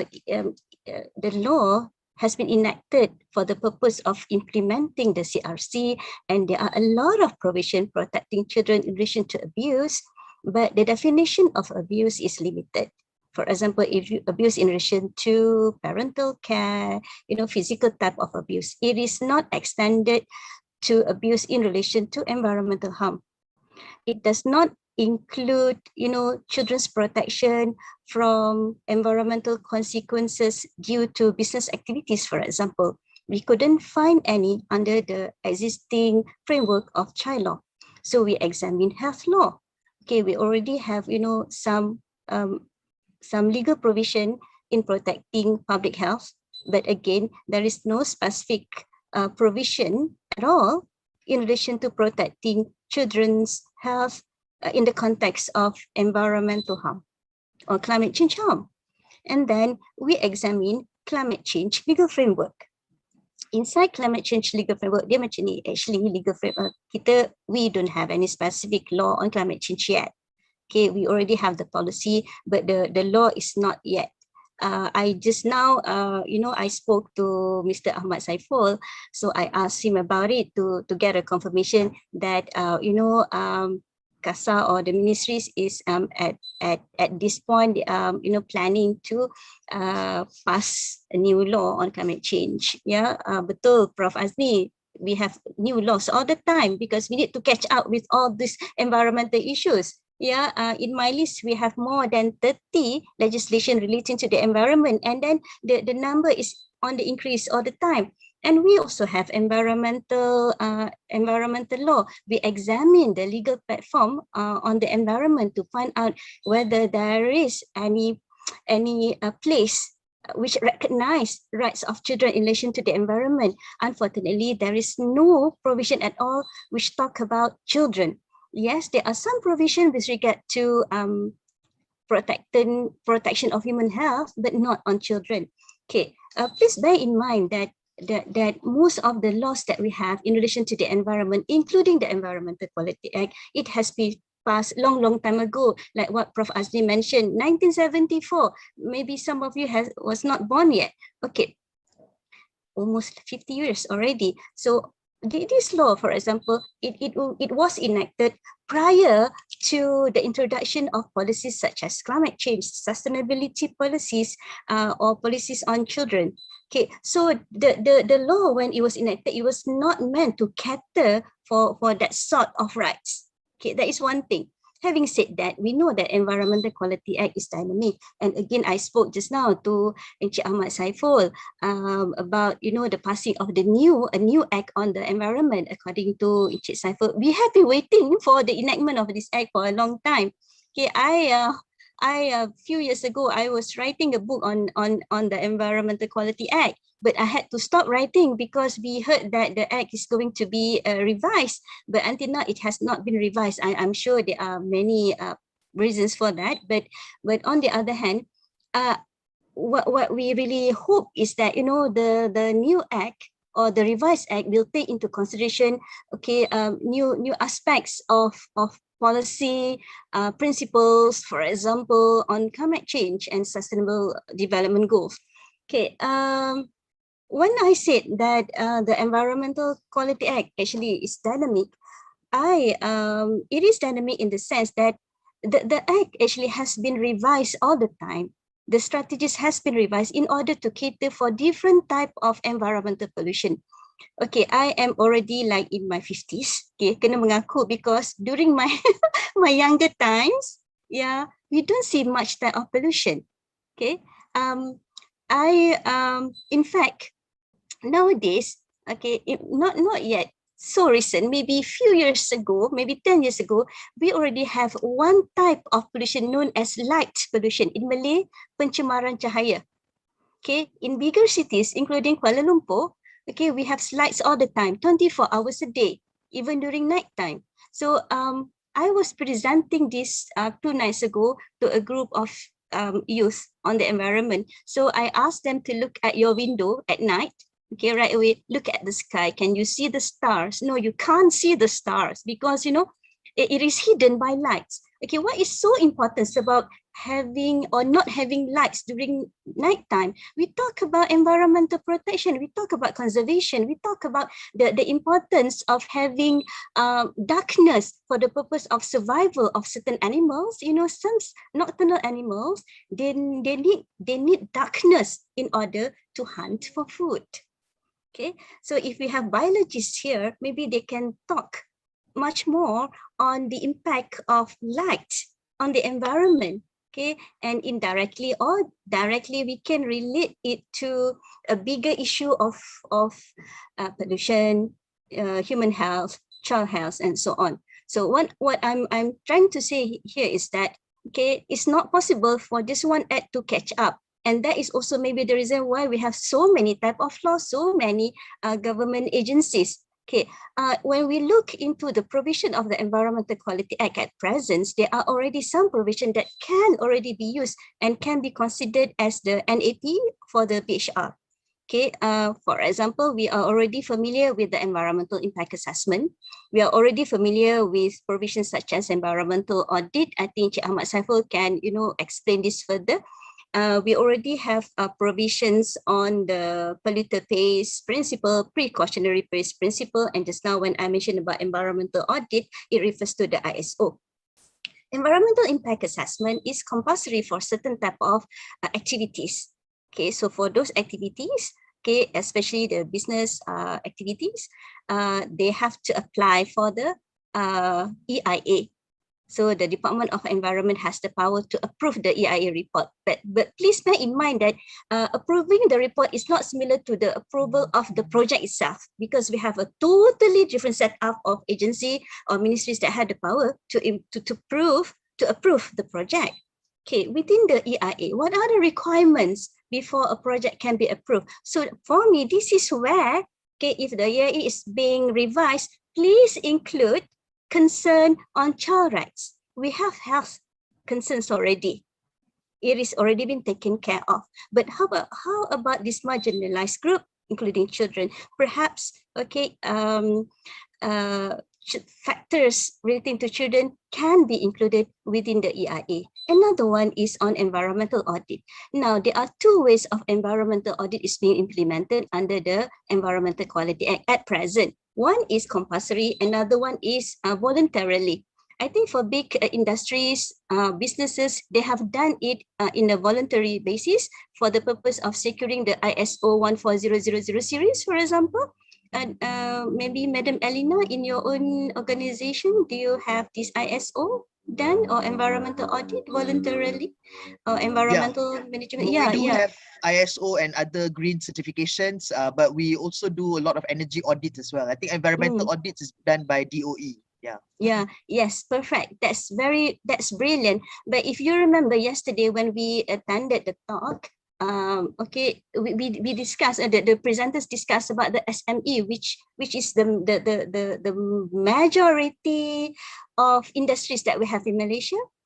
Okay, and I'm not very sure to what extent, for example, the SME has been applying the environmental audit for the purpose of their, assessment in their environmental activities within their own entity.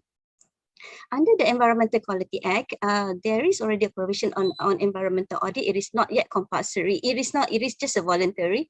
But I think the Department of Environment already has environmental auditor and so on. So my point here is that perhaps, again, some elements with regard to children's rights should be included within, the environmental management system that we have. Okay, on the part of the industry, I think this is the time that, business as usual is changed to circular economy, which has been mentioned by Prof. Azni just now. This is also the time when we have to embrace, okay, the economic sector to be a key player in environmental protection, the key player in enhancing right of children. It is possible because at the end of the day, when we talk about profit, when we talk about consumer right, for example, when we want to display ISO and so on, those things matters. We look at company or product which is environmentally friendly. That would be the attraction, especially at in the time when environmental awareness and recycling among the societies, among the consumers are on the increase. So I would think that the government need to tap into this so that we can have the win-win-win-win situation. Yeah, it is a win to the industry, to environment, to the society, to the children. Okay, I think I have taken a lot of time already. I have a lot to say about this, but I think I will stop now, Puan Elena. Thank you so much. All right, thank you, Dr. Maizatun, for that very passionate sharing. Definitely something that we could look at in terms of incorporating and addressing. The action to incorporate children's rights in every existing environmental law, policies and guidelines is a very good proposition to be addressed in the NAP. Actually, all laws should look at all levels of society and no one should be left out. I think that's a very key message that it's very important to be addressed when we're drafting this next action plan that is going to be done by the committees. So I think we can go to the Q&A section right now. There are two questions that's being posted by two of the participants, but unfortunately they have accidentally left the room or they've left the breakout room. But I will post the questions that's being addressed to, I think this is particular to Cik Adam. There's a question from Miss Azira Aziz. In terms of managing national water assets, wouldn't you say the penalty or fines for companies who do not treat their effluent or waste properly and dump directly into the rivers insufficient? And shouldn't it be at least 20% of their annual profit, income, or earnings? For example, like 100,000 ringgit to a factory making 5 to 10 million ringgit a year is chump money to them. So yeah, a question to Mr. Cik Adam. Thank you, Mrs. Alina. Actually, I agree actually with the Puan apa tadi? The Azira, yeah. Puan Azira, yes. We agree to actually span scope is not. I think the question is better Mr. Ahmad answer lah, because point source pollution. I mean the industrial. Span, our scope is only from intake to the distribution system for water. But we agree because it will affect our river water. So when the penalty is higher, hopefully the pollution will be reduced. Yeah. So maybe Mr. Ahmad can add some more. Maybe I can add some more about the penalty. Recently, the penalty for the effluent discharge is about 100,000 maximum, or imprisonment not more than 5 years if convicted by the court. The thing is whether the penalty 100% impose 100K, for example, is up to the judge that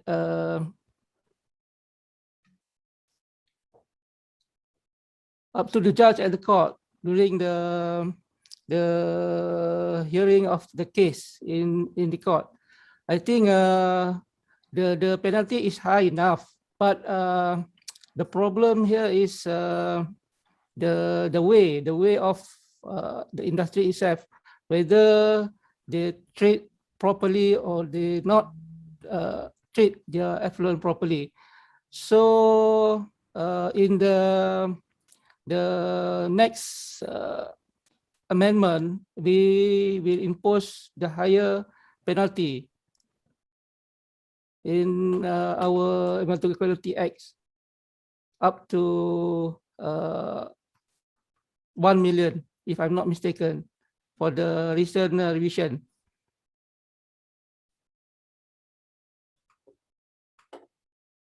Am I answering the question? The question? Okay. Yeah, I think it's pretty clear, and then it's also up to the courts when it goes to this particular case. Yeah. So yeah, Azira has responded also in the chat. My next question, this one will be from Azira as well. A question to Prof. Azni. Knowing the lack of awareness or effort in Malaysians themselves to be more civic-minded and sort their own rubbish or waste and disposing them properly, what will be recommended to increase these issues that's being faced in terms of lack of awareness or efforts by Malaysians? Yeah, to Prof. Azni. Okay, recycling has been always promoted again. Through the media, through signboard, and the efforts are always being given highlight. But unfortunately, it doesn't enter into the mind or brains of some of us. So I think things like that has got to be, we call it persistent. You got to hammer the nail into the head of the body every single day. Dia macam suruh orang buat baik lah, you know. Advice hari-hari. Kalau Islamic term, we call it kita remind. Kalau recitation, you recite 33 times, 30 times, lama-lama dia jadi sebati tau. So you got to have that kind of approach. Barulah orang enter into their soul kan. And then it is not easy. If you are not willing, awareness one thing. Kalau you're not willing to do, that's another story. I think many of us, they know, but they don't do, and they don't feel any shame. They don't feel sinful for disposing waste into the river, you know. So ini. Tapi one thing about this kind of effort, it needs demo, bukan demo lah. It needs about it needs a elite. Elite maknanya dia show by example. Kalau orang buat, ramai-ramai buat, ada macam tu. I study budaya orang Malaysia. Ya. Kena orang lain buat, baru dia ikut. Ramai followers macam tu kan. So you need to be that leaders who has to sacrifice yourself a bit and do and show for others. Baru orang ikut. Okay. Maybe artis kot. Artis yang buat baru ramai follow. I think that will work. Adam, that will work. Yes. All right. So another question to Prof. Azni from Mr. Loga. In your opinion, has the recycling policies and efforts in Malaysia has been successful or otherwise? And if not successful, what do you think are the immediate action needed in Malaysia? Do you think that there are enough facilities to help promote recycling in our country? Sometimes people have to drive their waste to the nearest recycling center, right? And it becomes impractical and so your comments on this will be great. Yeah, thank you. Tadi I dah sebut lah. I pick up that question already. I'm saying we have enough of the rules and regulation. We just need our brave attitude and positive attitude to be able to help the government in their recycling activity. Facilities not yet ready. I think we call for more composting project, but I've not seen enough of composting project in a big scale, especially the municipality lah, big scale lah. Tapi kalau everyone do at your home tu, the impact is very low. But still, you can start at home lah. Maknanya, if you want to do recycle, you start at home and then avoid throwing all the food and organic into dustbin. Put it to another special bin. Ataupun kalau tak ada space dalam kondo pun, put it to the pot. Flower pot yang ada tanah tu, simpan kat situ, dia compose by itself. Bubuhlah cili sikit. Kan? Dalam zaman PKP ni, tanamlah cili. So there is a simple thing that you can do lah on individual effort. Tapi still, we're calling the local government, especially kan, to take the lead in providing demo plan because a show is important. Show by example, okay? Right, so thank you. I have a question from Mr. Edmund Boone. The question is to Encik Ahmad. If we are to draft the NEP on environment, what are the 3 key points would you suggest to be included in the plan to protect the environment? Yeah, thank you. All right, thank you, Ms. Selina. In my opinion, the 3 key points that we should address in the drafting the NAP, I think we should strengthen our enforcement team using such as 4G, 4IR, Industrial Revolution concept, which is we use a drone, AI, or we develop big data analysis system using GIS, or we implement the environmental forensic to tackle the environmental issue. Secondly, I think we should encourage self-monitoring by the industry itself, or self-regulating by the industrial community. And also we should enhance awareness among the public to ensure they understand what is the EQA all about. When people understand the regulation, I think they will do the best to our nation. I think that's the 3 main points that we should include in our NAP. Yeah, thank you, Encik Ahmad. Very progressive points that you highlighted just now. I have one question to Dr. Maizatun. This one is not from the audience, but I just wanted to highlight a question to you. You mentioned about the engagement with youth in your second question earlier. In your personal opinion, what would be the recommendations from the youth, at least representing our younger population, if not children, to be addressed in the National Action Plan? Yeah, thank you. Okay, so you're asking how the voice of children can be brought to the policymakers. Yes. Actually, then I'm surprised how dynamic and engaging our youth can be. I have engaged with a number of youth NGOs. One of which is, maybe you heard of, Only 18. Okay, they have their own committee and their And then in fact, under UNICEF also, I believe that, UNICEF is representing children. So that's why they have been engaged. I have been engaged with some of them actually. And they are very, how to say it, very passionate in understanding the issue and bringing up the voice. There have been reports gathered by the UNICEF, all over the world, to get the voice of the children and to bring it to the policymakers. I personally do not involve in the whole process, so exactly how it is being submitted, I'm not that sure, but at least on the ground, they have made engagements with persons like me and with their own YB, for example. They have a lot of, webinars and so on. And then I believe that this is how, for example, the voice of children can be brought up. Have I answered your question, Elena? Yes, you have. Yeah, thank you very much, Dr. Maizatun. Okay, so thank you to everyone, the audience and participants. I will just conclude with some remarks for the session that we have today.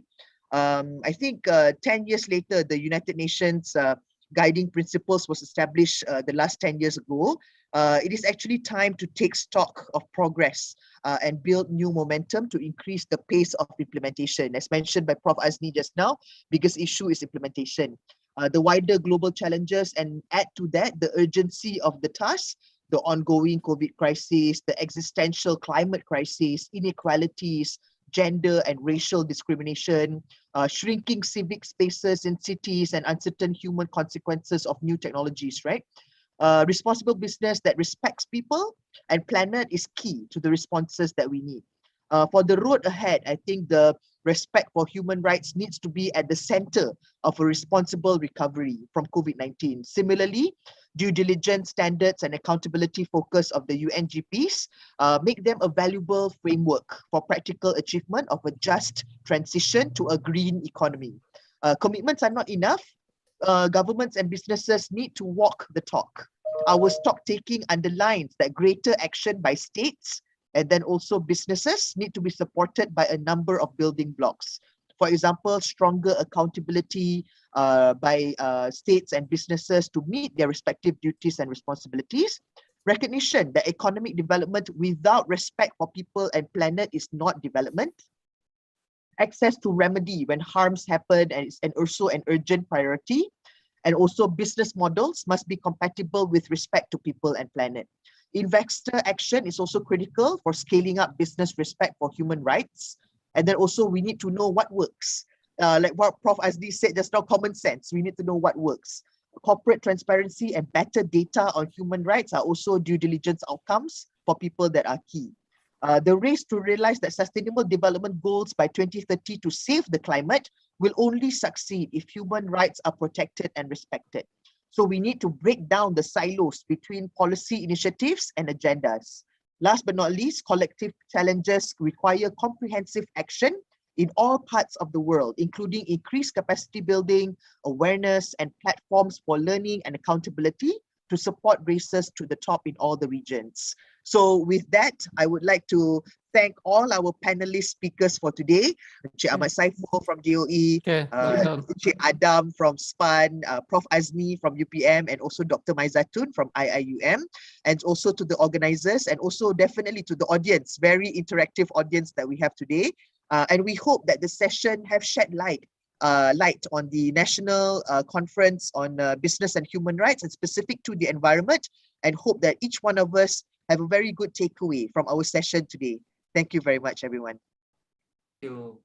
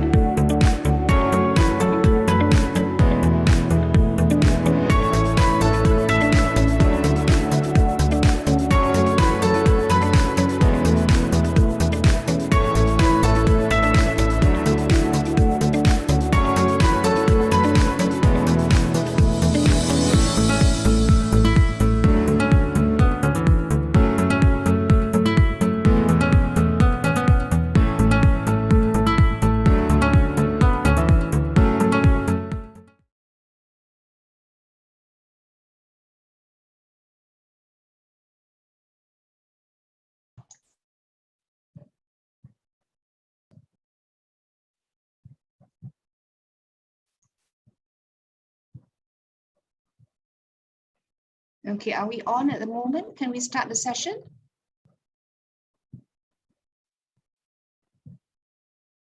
Yes, right. So we can start the session now, right? So Assalamualaikum warahmatullahi wabarakatuh and good afternoon to all. So welcome back, delegates, to the second half of part 2 of day 2, yeah, of this conference on business and human rights. I hope you have a very good time to have some rest and lunch as well after that very stimulating and interesting discussion that we had this morning, 3 parallel thematic session, which generate a lot of interest and discussion as well. So to continue with the discussion and momentum, we're going to have another session to discuss another important topic on business and human rights, which is on the implementing on human rights due diligence. Right now, due diligence has been citedly as being mentioned throughout this conference yesterday and today. So we are going into specific issues. Now, now for business and human rights, especially Pillar 2, it seems that human rights due diligence is a key concept of Pillar 2 of the UN Guiding Principles, the corporate responsibility to respect human rights. Now, specifically, Principle 15 or Guiding Principle 15 of the UNGP, which is one of the foundation principle of Pillar 2, states that in order to meet the responsibility to respect human rights, business should have in place a human rights due diligence process to identify, prevent, mitigate, and account for how they address their impacts on human rights. And yesterday, during the conversation with Dr. Surya, he also mentioned that one of the most normative contribution of the UNGP is the human rights due diligence, because this is considered to be the most influential and cornerstone of business responsibility to respect human rights. And compared to other UN documents, this has been widely accepted, in quite a number of transactions and universal process as well. So that we can see the impact of human rights due diligence, right? And I think as well earlier this week, we have heard the launch of the human rights due diligence toolkit by UNDP as well. But however, we see that these are the forms of soft law instrument. UNGP is not mandatory. It's a soft law instrument in which they do not create legally binding obligations. Yeah. So in the absence of an implementing regulation, so the corporate responsibility to respect remain more of a moral obligation. So in other words, it's still voluntary.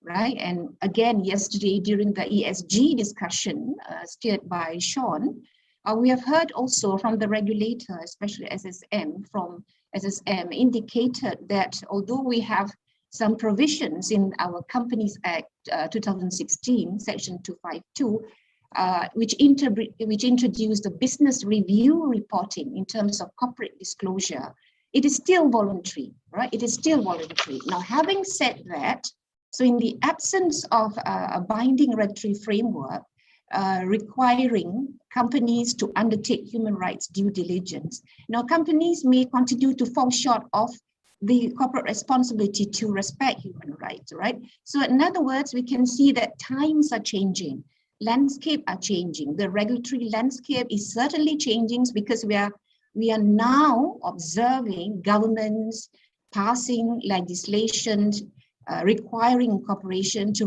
report on their human rights profile in the form of mandatory human rights due diligence. And I think it has been also been discussed since yesterday relating to the move by the EU towards a mandatory human rights due diligence.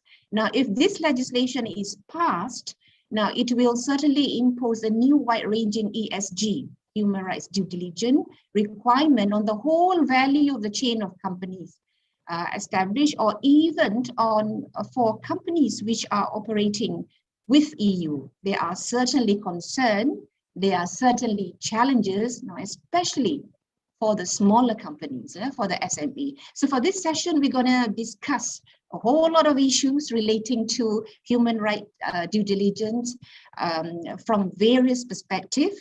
Now, we are fortunate to have 3 distinguished speakers who are well versed to speak on this particular area.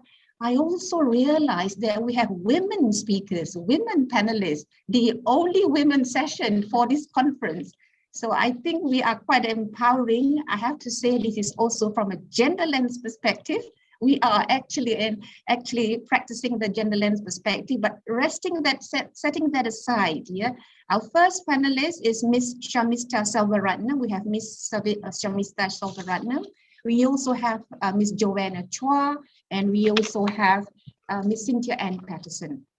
So let me introduce you briefly to our first speaker, Ms. Shamista Selvaratnam.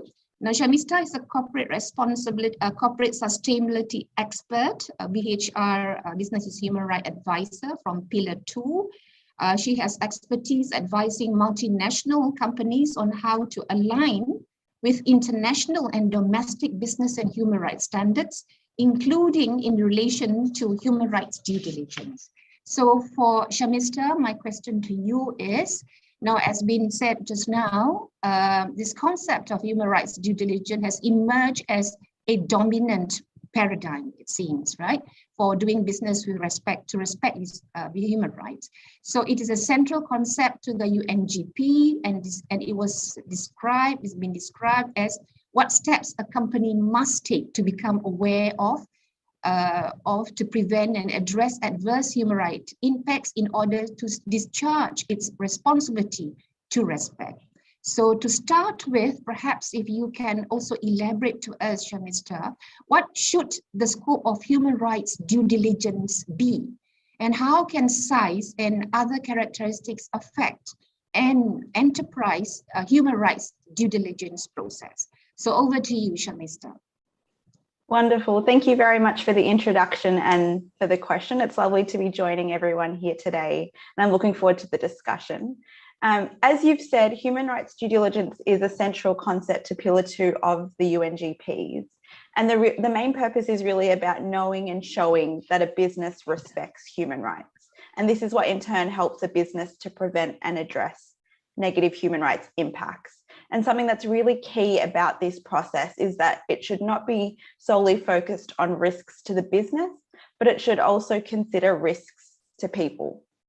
And so I want to just very quickly run through the 4 key components of human rights due diligence, as well as what they can look like in practice before I turn to the scope. And so the first step of the human rights due diligence process is identifying and assessing actual or potential negative human rights impacts that a business may be involved in. And I'll come back to this concept of business involvement in a moment. But this assessment should be conducted across a business's own activities, both at the headquarter and subsidiary level, as well as across the entire value chain. So looking at upstream and downstream value chains. And in practice, this could look like conducting human rights impact assessments for a new project that your business is thinking about, or in relation to an acquisition, or when entering into a new jurisdiction. And then the second step of the process is about integrating your findings from those assessments across relevant functions and company processes, and taking appropriate action according to the level of involvement of the business. And this could look like conducting internal training on human rights, capacity building and human rights awareness raising for suppliers, as well as including contractual clauses around human rights in agreements with third parties. And then the third step focuses on tracking the effectiveness of measures and processes to address negative human rights impacts in order to know if they're actually working. And so this could look like conducting an internal audit of community grievance mechanisms and putting in place human rights related targets, for example, assessing the number of staff members that receive training on human rights every year. And then the fourth step is very much so focused on communicating on how impacts are being addressed and showing stakeholders, particularly affected stakeholders, that there are adequate policies and processes in place within your business to implement respect for human rights across the business. And this could look like many different things. So it could look like publicly responding to allegations of human rights abuse, informal dialogues with civil society organizations or trade unions, as well as reporting in annual or corporate sustainability reports.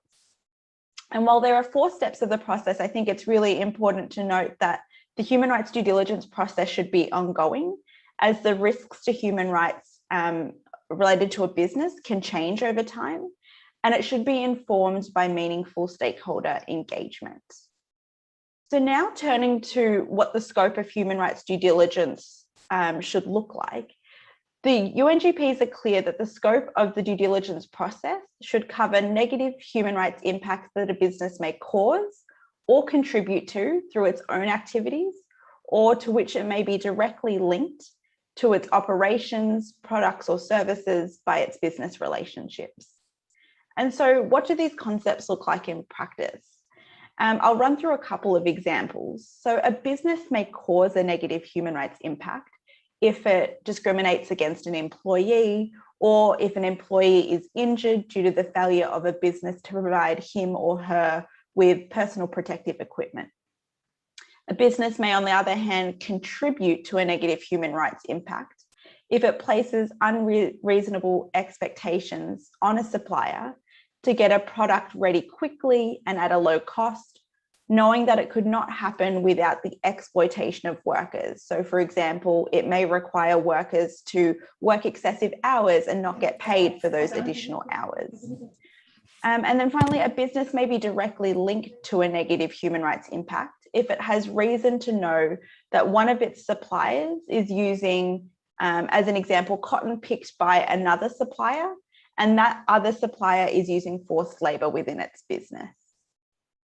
And so now the UNGPs also state that the human rights due diligence will vary in complexity based on the size of the business, the risk of severe human rights impacts, and the nature and context of its operations.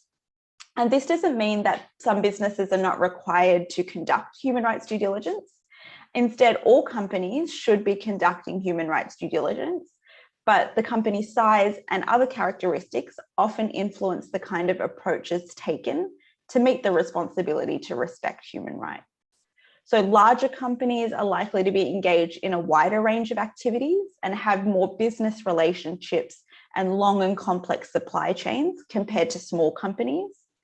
And they're likely to have more complex procedures and systems in place for decision-making, communications, control, and oversight. And therefore, the process for conducting human rights due diligence that a large company needs in order to know and show that they respect human rights needs to reflect these factors. And then on the other hand, when you think of smaller companies, they may have less formal modes of communication, fewer employees, and less formal management structures. And therefore, internal systems and oversight are likely to be less formalized and less complex. But I think I just wanted to flag that while a company with few employees may often not need very comprehensive systems, size should never be the determining factor for the nature and scale of a company's human rights due diligence process. It's really important that the process reflects the risks of the business. It should always be guided by the risk to the company's operations, products, services, and business relationships. And then just to close off, I just wanted to come to this sort of concept of severity, because the UNGPs acknowledge that it may not be always possible for a business to address all its negative human rights impacts simultaneously. And therefore, a business should prioritize its actions to address these impacts by first seeking to prevent and mitigate those that are most severe.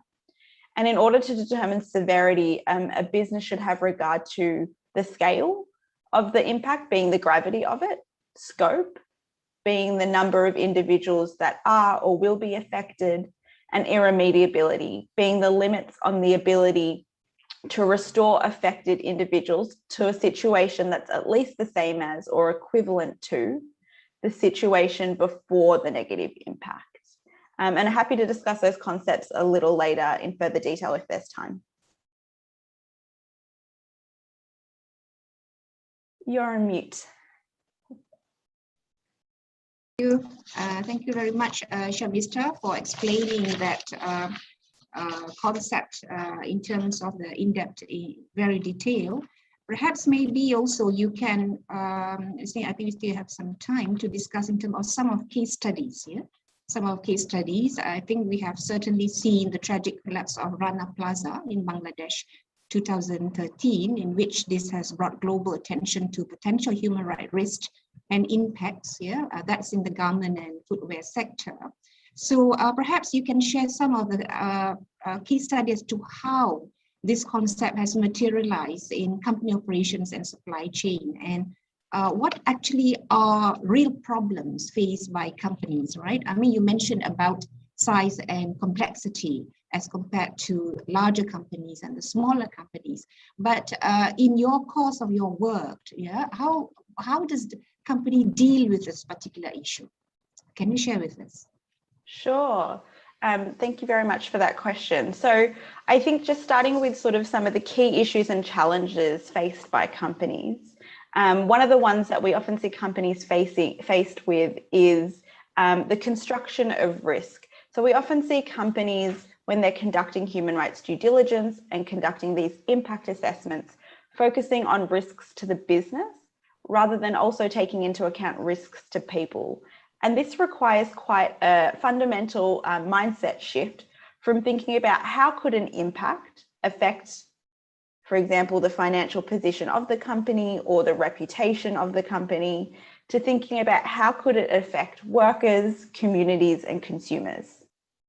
And another issue that we commonly see is businesses failing to address the most significant risks to human rights first, and focusing instead on risks that could either be relatively easy to address or that are getting the most attention in a given context due to media or NGO attention.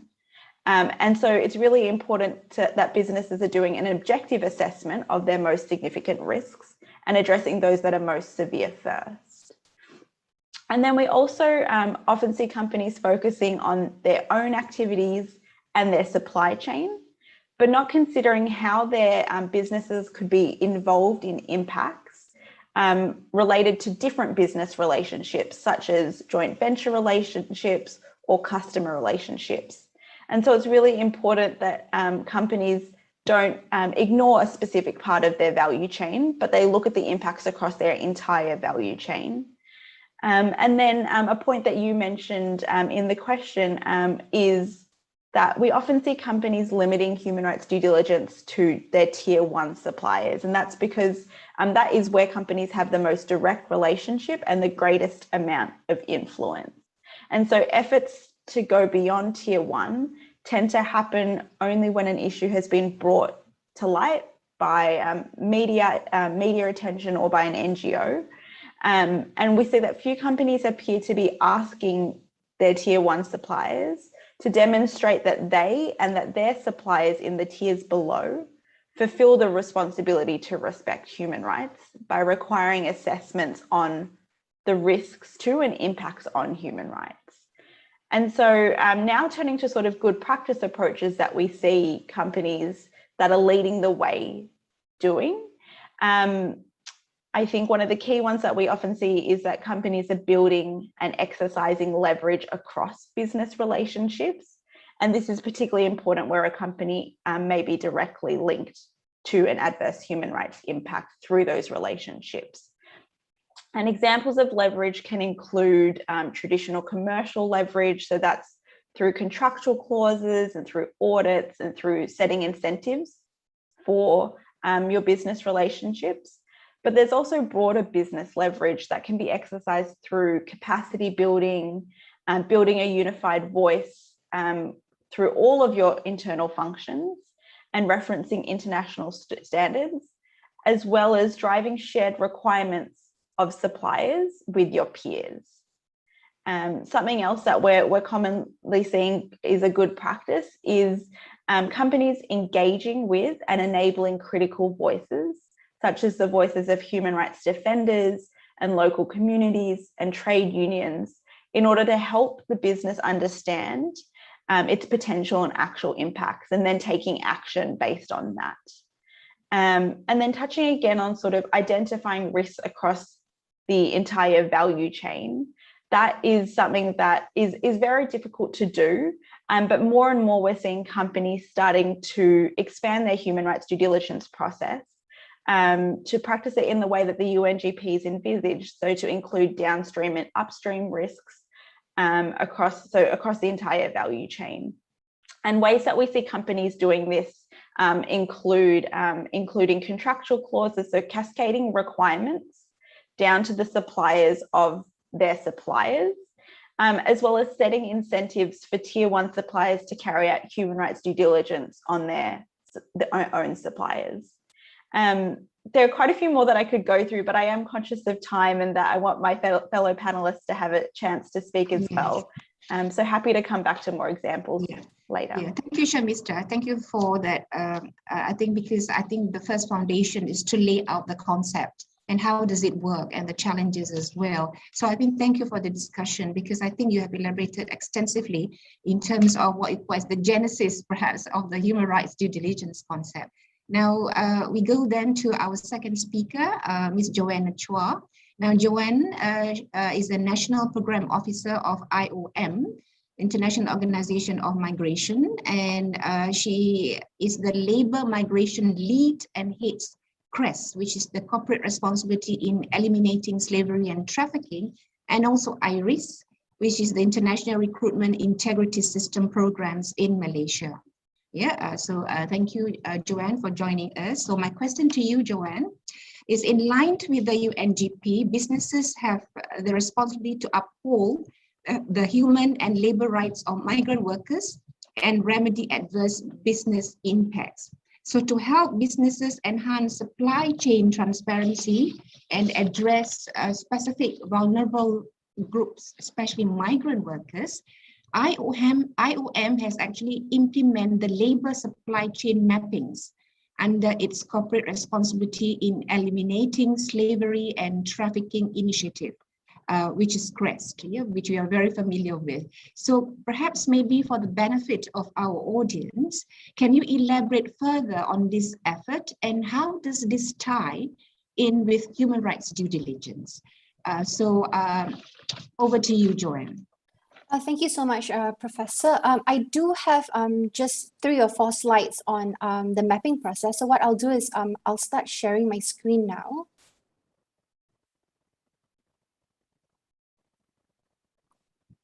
And I hope you can see it.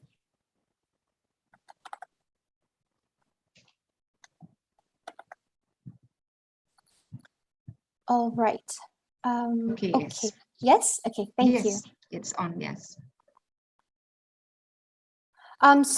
In Malaysia and globally, migrant workers, they feel a critical shortage in international value chains, and they have long been supporting the growth of the global economy across all sectors. Unfortunately, what we have also seen through these assessments and mappings is that migrant workers still remain particularly vulnerable to abuse and exploitation, which is often associated with, So I've sort of divided them into 6 very broad areas, which you can see on the screen. I won't go through them in detail, but these are the common ones that we see. So the first one, of course, we know is excessive fees and related costs.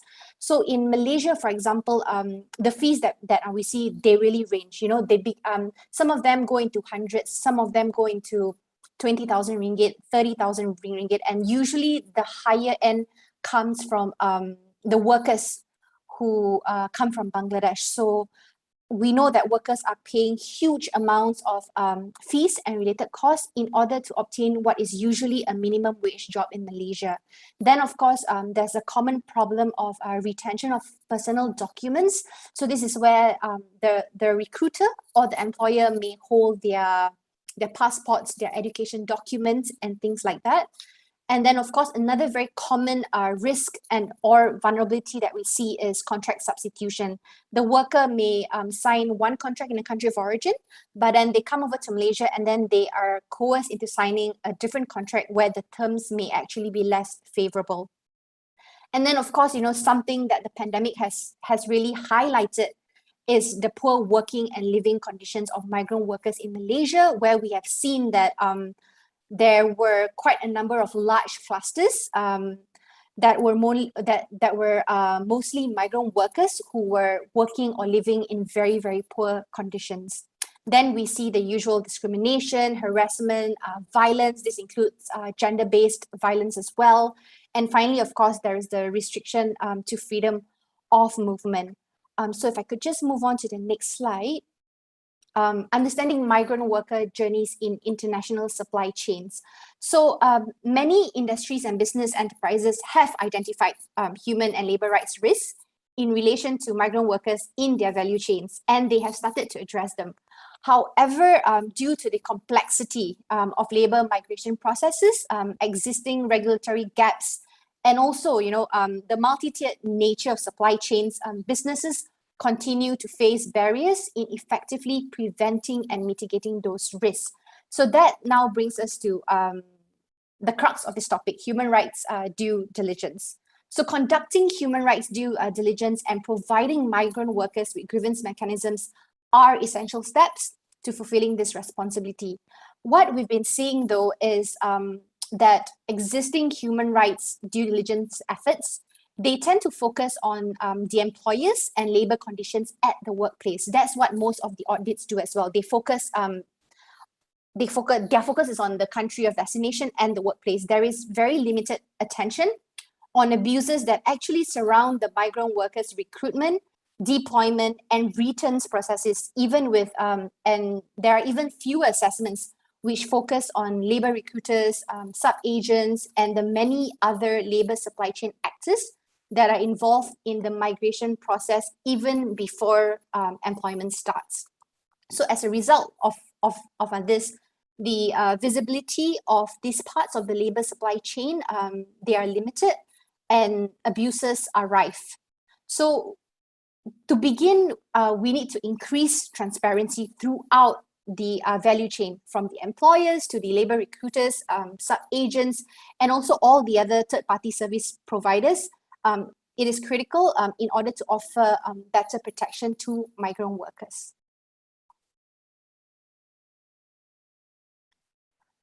So earlier, Professor Aisha mentioned the labor supply chain process mapping, or the labor migration process mapping. So as part of this mapping, which IUM conducts in collaboration with industry associations, with the private sector, IUM also conducts management and worker assessments. So there are management interviews. So these are usually conducted by the IUM national offices, who are thematic experts in this area, so that the interviews can be conducted by someone who is familiar with the issues, and it can be conducted in the local language if necessary.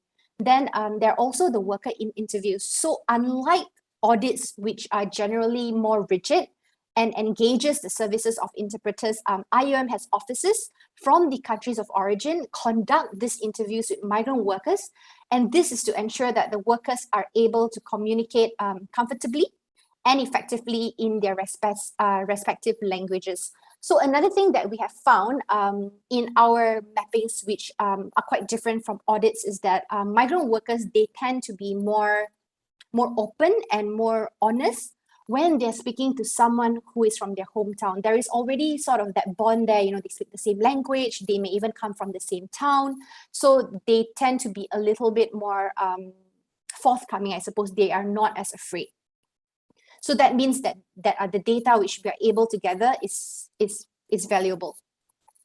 And of course, to complement these interviews as well, there is always a document review process and a site assessment in order to triangulate any data which is collated.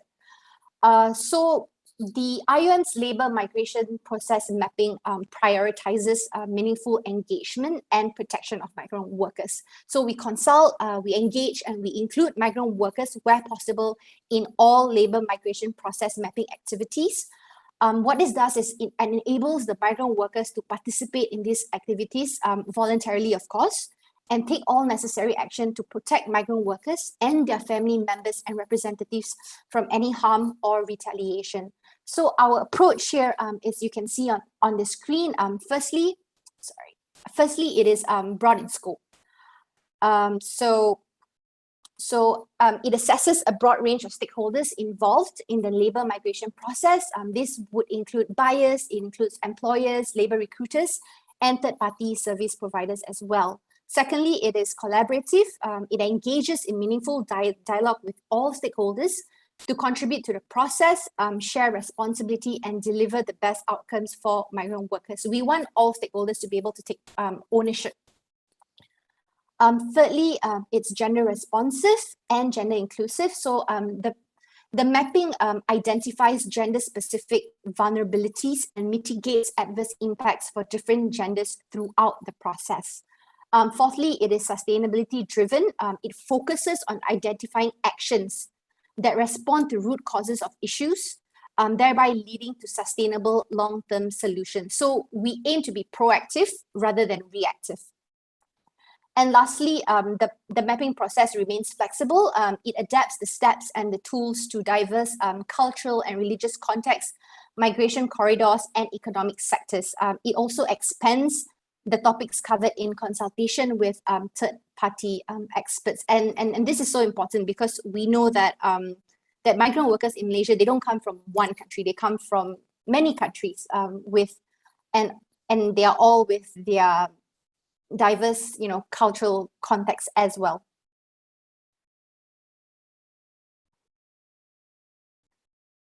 So here, the labor migration process mapping, what it aims to do is it aims to help the multinational enterprises and employers to firstly understand the experiences of migrant workers throughout the labor migration process. Secondly, it also assesses the gender-specific vulnerability of migrant workers and their root causes. And thirdly, this is something that is important because we spoke earlier of how usually the audits tend to focus only at the work site, at the country of destination. So what this mapping does is it maps out all the actors, and we know the process there are just so many layers. So it maps out all the actors involved in recruitment, employment process, even the return process of the migrant workers. So this will include comprehensive profiles of all intermediaries in the countries of origin, as well as destination. In fact, in some of our mappings, we have gone beyond labor recruiters. We have spoken to the sub-agents, and we have also been lucky enough to speak to some workers who have already left those employers and are now back home in their home country in order to be able to get a more comprehensive analysis of the mapping of the entire value chain. It also identifies and analyzes recruitment fees and related costs. And this is something that's, of course, very important to the suppliers here who may have to bear those costs. Part of the mapping also analyzes the regulatory frameworks in all relevant jurisdictions governing recruitment, employment, and return of migrant workers. Of course, we know that this is quite complex because it's not just one country, it's usually multiple countries, and there are issues of cross jurisdiction. So while the companies here may be quite well versed with the laws in Malaysia, they may not be as aware of what the regulatory framework is in the country of origin. So this mapping allows them to also pick that up. And finally, the mapping also allows companies to identify practices that are non-compliant with international standards, applicable laws, company standards, and or any other issues which may increase the vulnerability of migrant workers to exploitation and abuse. So if I may conclude here, if we don't know what the problems are, how are we going to fix the problems, right? So this comprehensive analysis of migrant worker recruitment and employment practices, what it does is it enables companies to develop an effective plan to remedy adverse human rights impacts, design stronger human rights policies, as well as improve management systems that will address existing and potential risks in a sustainable way. So we don't want to be reactive. We don't want to have to fix an issue when the issue comes up. That will not be a sustainable way of addressing issues. And finally, and most importantly, supply chain partners, migrant workers and other labor migration stakeholders, they play a vital role in this approach. They contribute knowledge, practical experience, and recommendations, which will help these multinational enterprises strengthen collaboration, foster accountability, as well as take joint action to tackle forced labor and human trafficking. So Professor, perhaps I'll stop here and pass this back to you for now. Yes, thank you very much, Joanne. I think the process is certainly very rigorous, right? When you look at the supply chain mapping and adopting the main features of the human rights due diligence, and because it involved migrant workers, I think, you know, there's certainly some specific elements that you need to go through. But perhaps linking to that, Joanne, I just wanted to ask you, now relating to this process, this mapping, supply chain mapping, you say that it's actually assisting companies and so forth. Now, as far as application and implementation in Malaysia, to what extent has it been broadly being practiced and implemented in Malaysia by companies? Because you work together with companies, right? Yes. So in Malaysia, actually, we have worked with a number of private sector companies as well as industry bodies to conduct this mapping in a variety of diverse sectors. Actually, so we've looked at food manufacturing. We have looked at palm oil. In fact, we are quite excited because we conducted this palm oil one just before the pandemic, and we are hoping to be able to release a public report very soon. So hopefully when that happens, we can share it with everyone. That is actually quite rare because as we know, a number of sensitive findings may come out as a result of these assessments.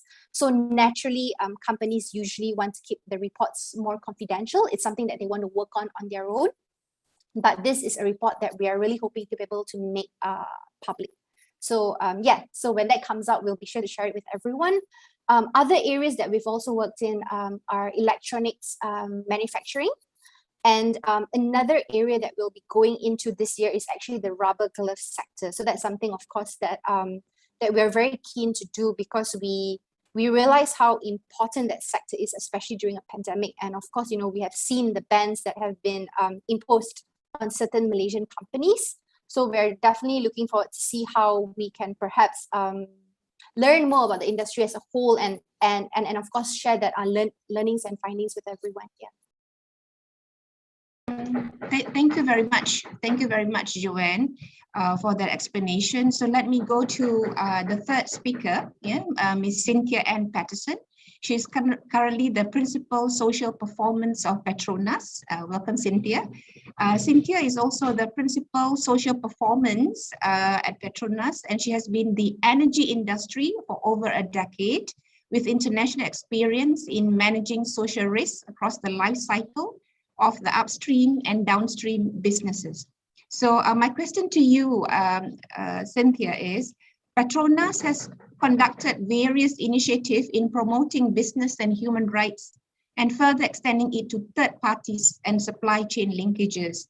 Could you share some of the recent initiatives that touch on this? And what has been instrumental to Petronas in implementing responsible business conduct practices? So over to you, Cynthia.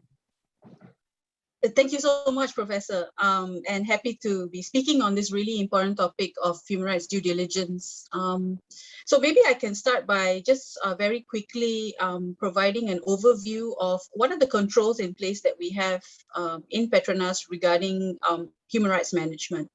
So we do have a human rights commitment, which is a public document, and as a flow or as a cascading to contractors, we also have a contractor code of conduct on business and human rights, and it is also another public document. So we have those, and then to support our commitments, we basically have a few controls in place. We have a social risk assessment requirement across our project value chain. We also have a deeper dive. We call it human rights due diligence, but really, you know, it's all due diligence at the end of the day. And we also implement various, I would say, human rights touch points across other requirements. And not to mention, the legal requirements that we also have. So in terms of processes, the processes are there. What have we done, in terms of third parties and supply chain linkages, as the question asked just now? For the extractive sector, especially in the energy space, the supply chain focus is really something for us to look at, not necessarily within our own immediate operations, but really in terms of what's happening in the contractor and subcontractor space and beyond. Because it's a highly specialized and highly skilled sector, to some extent, we don't have we're not exposed to some of the challenges that other sectors, like for example, agriculture may have. But at the same time, we're cognizant that the issue of forced labor, modern slavery, those are some of the issues which may also be present in the supply chains of the energy sector, especially in some of the support services. So hence, we do have, as an industry, so not just Petronas, but globally as an industry, a focus on supply chain. I think Shamistra mentioned earlier about the recognition of the UNGPs on the complexity of human rights due diligence in supply chains. And I think as a practitioner, this is something that we experience on a day-to-day basis. So on supply chain, as I mentioned, we have a contractor code of conduct. This works on several levels. So there's a process where contractors self-declare. So this is an annual process. They self-declare on human rights issues related to labor.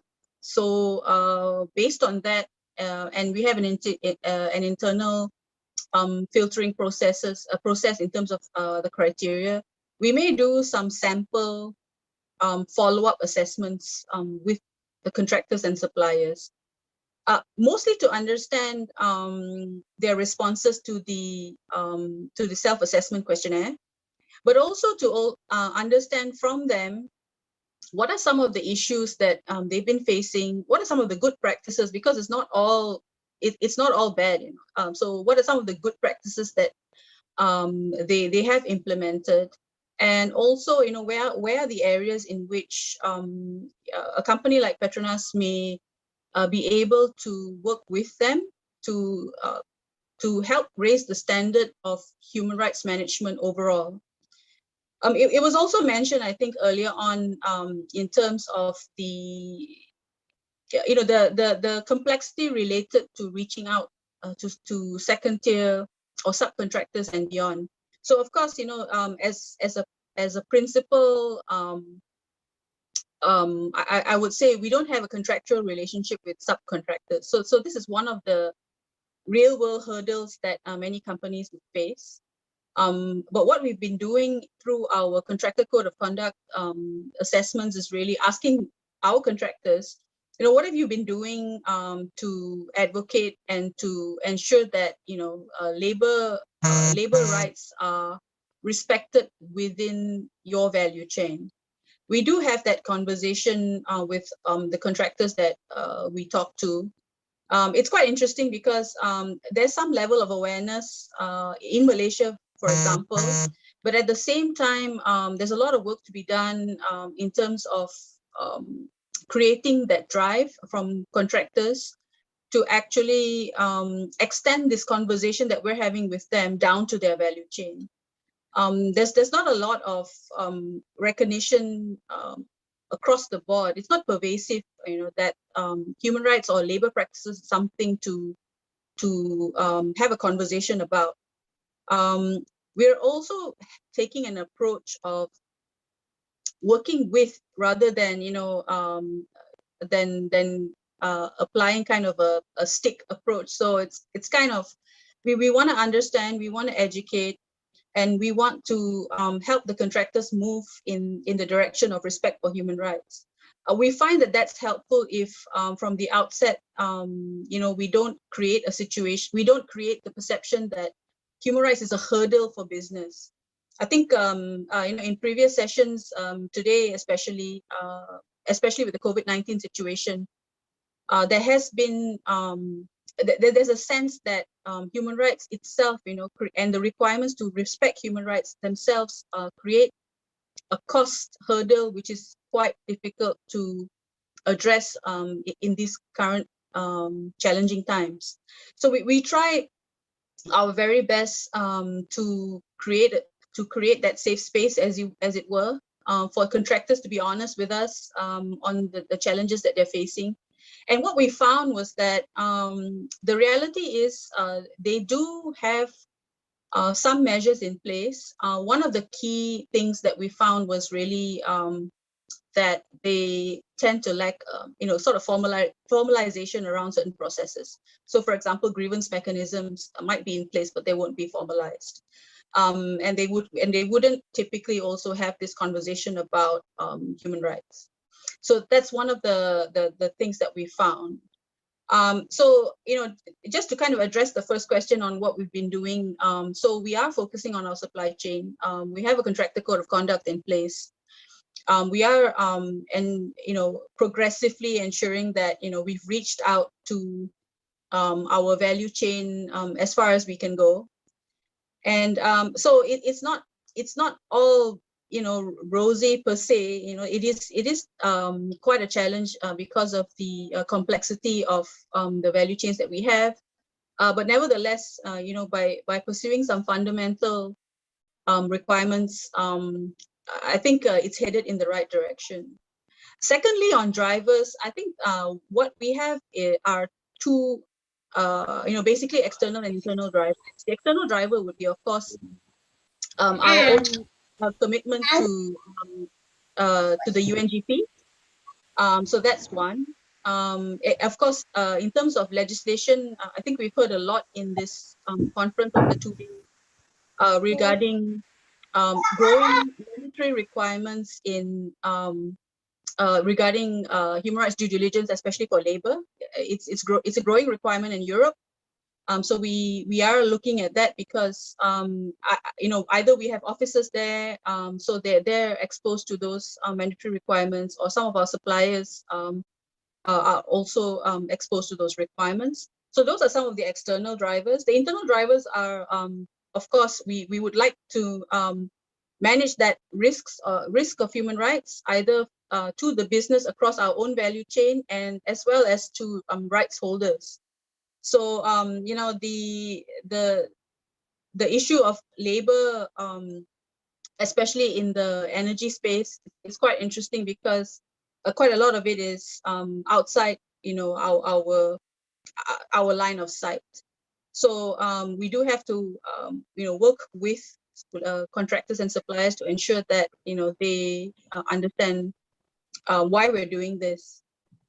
I think the other internal driver I would say is that we've ourselves made some commitments to disclose. So we do have some disclosure commitments that we've made to World Economic Forum, for example. So that one has got a requirement on disclosure for assessment of supply chains pertinent to child labor. So these are some of the internal and external drivers that we have. And just very quickly, the other thing I'd like to say about the work that we've been doing in supply chain is that we've been learning from others in the industry and across industries as well. So there's some of the good practices that from the FMCG space, for example, or from some even in Malaysia, in some of the in the plantation industry, there are some good practices that we can learn from to enhance our own internal controls. So that's what we've been doing. And also, of course, we've been learning from our own industry through our industry association, because this is a long-term commitment. It's not going to get solved right away. And also contractors themselves need to be on board, and that takes time. It's especially in Malaysia, where it's really focused on cost and time. and performance, the human rights element of the work that they discharge for companies like ours, it needs to find a place in the conversation. So that takes time to change the mindset of companies in the value chain. But they are open to it. That's what we found over the 3 years of doing the assessment. They are open to it. In fact, some companies have taken action on it on their own, and so it's a case of working together with our supply chain to ensure that, you know, at the end of the day, we respect human rights and we live up to our goal of, you know, really creating a positive social impact. So yeah, Professor, maybe I'll leave it here for now. Yes, thank you very much, Cynthia, for sharing us to you in terms of what you call the process that you have to go through, with Petronas. And certainly, I think it's very interesting when you mentioned about the contract, the code of conduct for your contract and so forth. Just one related question to you, Cynthia. There's also this, guiding principle relating to doing operation in conflict-affected areas, as you must aware of that, because we have guiding principle 7 to UNGP, in which because of the risk of gross human rights abuses is heightened in conflict-affected areas. So within this context, Petronas does have their operations in other countries as well, in which some countries are facing, very high conflict areas and so forth. So what would be the approach in such areas to ensure, that you also complied with certain standards, and especially complying with human rights due diligence, because the circumstance varies in that context, in that environment, as opposed to doing operations elsewhere, like in Malaysia. But in countries where it's, where there are danger, there are very high risk, danger and so forth, situations differ. So what are your views on that, Cynthia?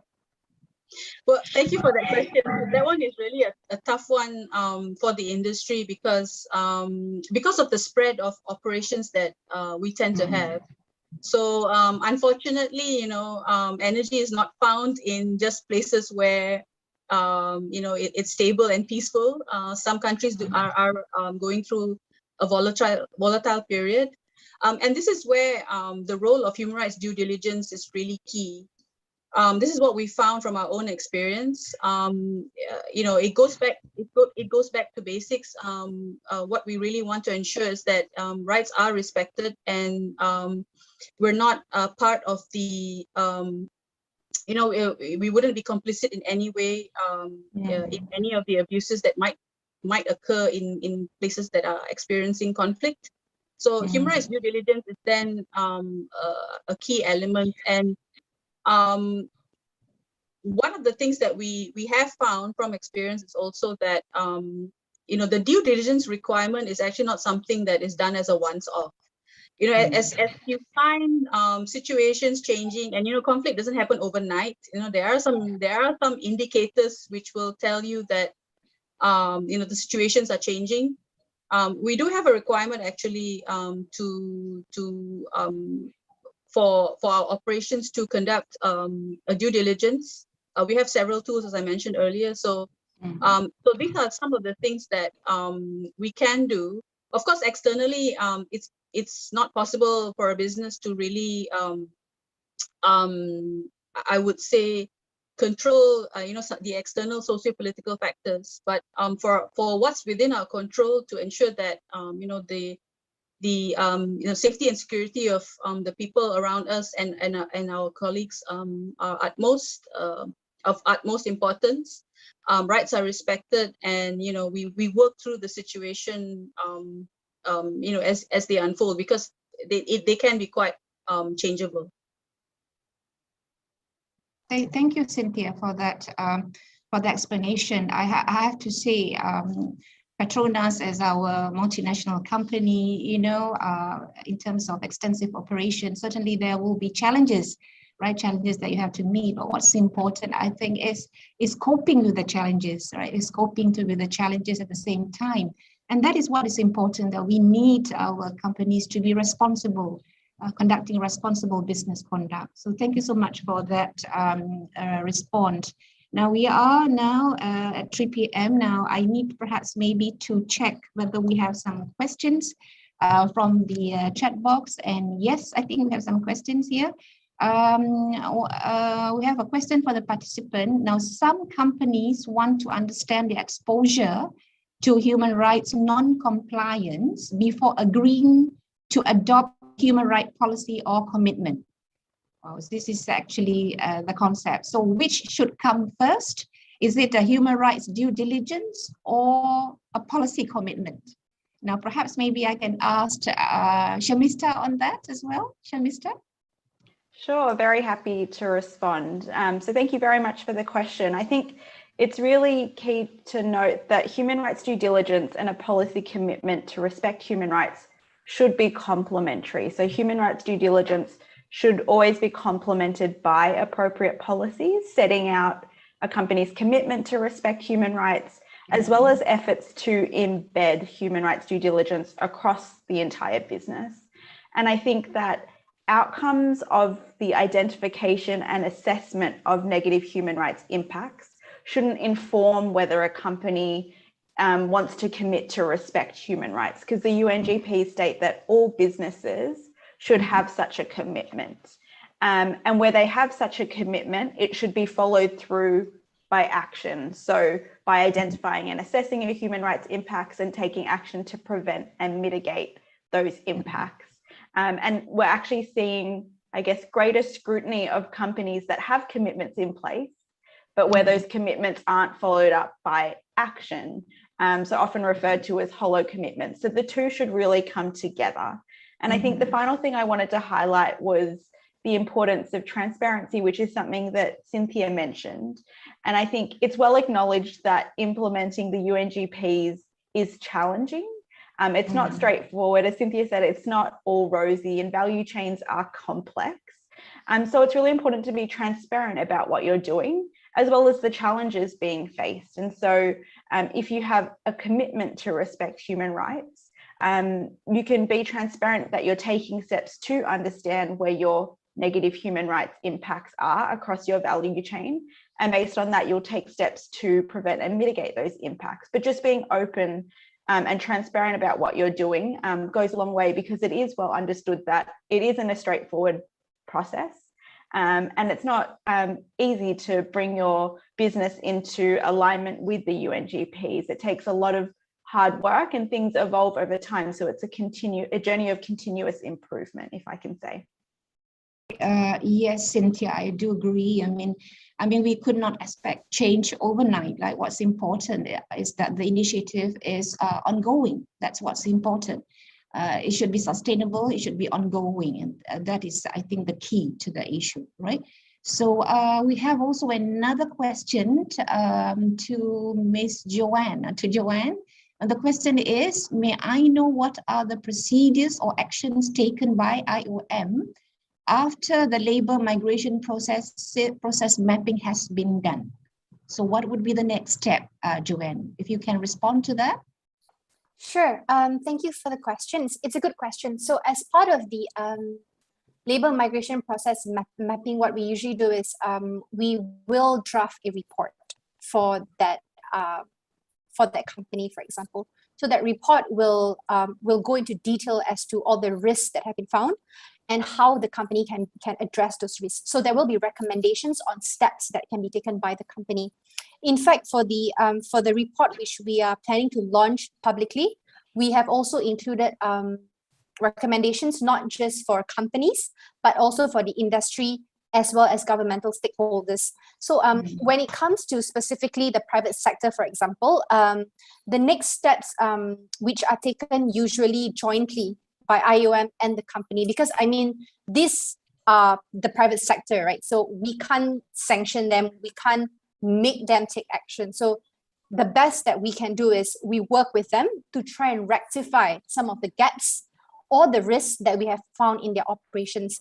So for example, in one of our recent projects, what we did with the company was we worked with them in order to set up a national human rights working group, because it was a company with 20 subsidiaries in Malaysia, so it was quite big. So we worked with them to set up this human rights working group, and then they already had policies in place. But what the mapping did was the mapping also revealed the gaps in their policies. So this working group sat down together with IOM, in workshops in order to also improve on those policies. So we are not an organization where we draft the policies, we give it to you. There is no ownership there. So we will sit down with you to sort of draft the policies together with you. It has to come from you. We want the companies to take ownership of this action. So for example, those are the next steps. Basically, remedying the risks which have been found through this mapping. Okay. Thank you. Yeah, thank you very much, Joanne. Because I suppose based on the 4 components that was mentioned by Shamista just now, right? I think that's the very tough aspect as well. So once you have actually got all the information and so forth, is how you remedy the situation. Remedying the situation, of course, is the 3rd pillar, which is the toughest pillar, I have to say, because as been mentioned by even Dr. Surya yesterday, the 3rd pillar over the 10 years decade of the UNGP, we found that there's not many cases in which companies are being prosecuted, for corporate violations.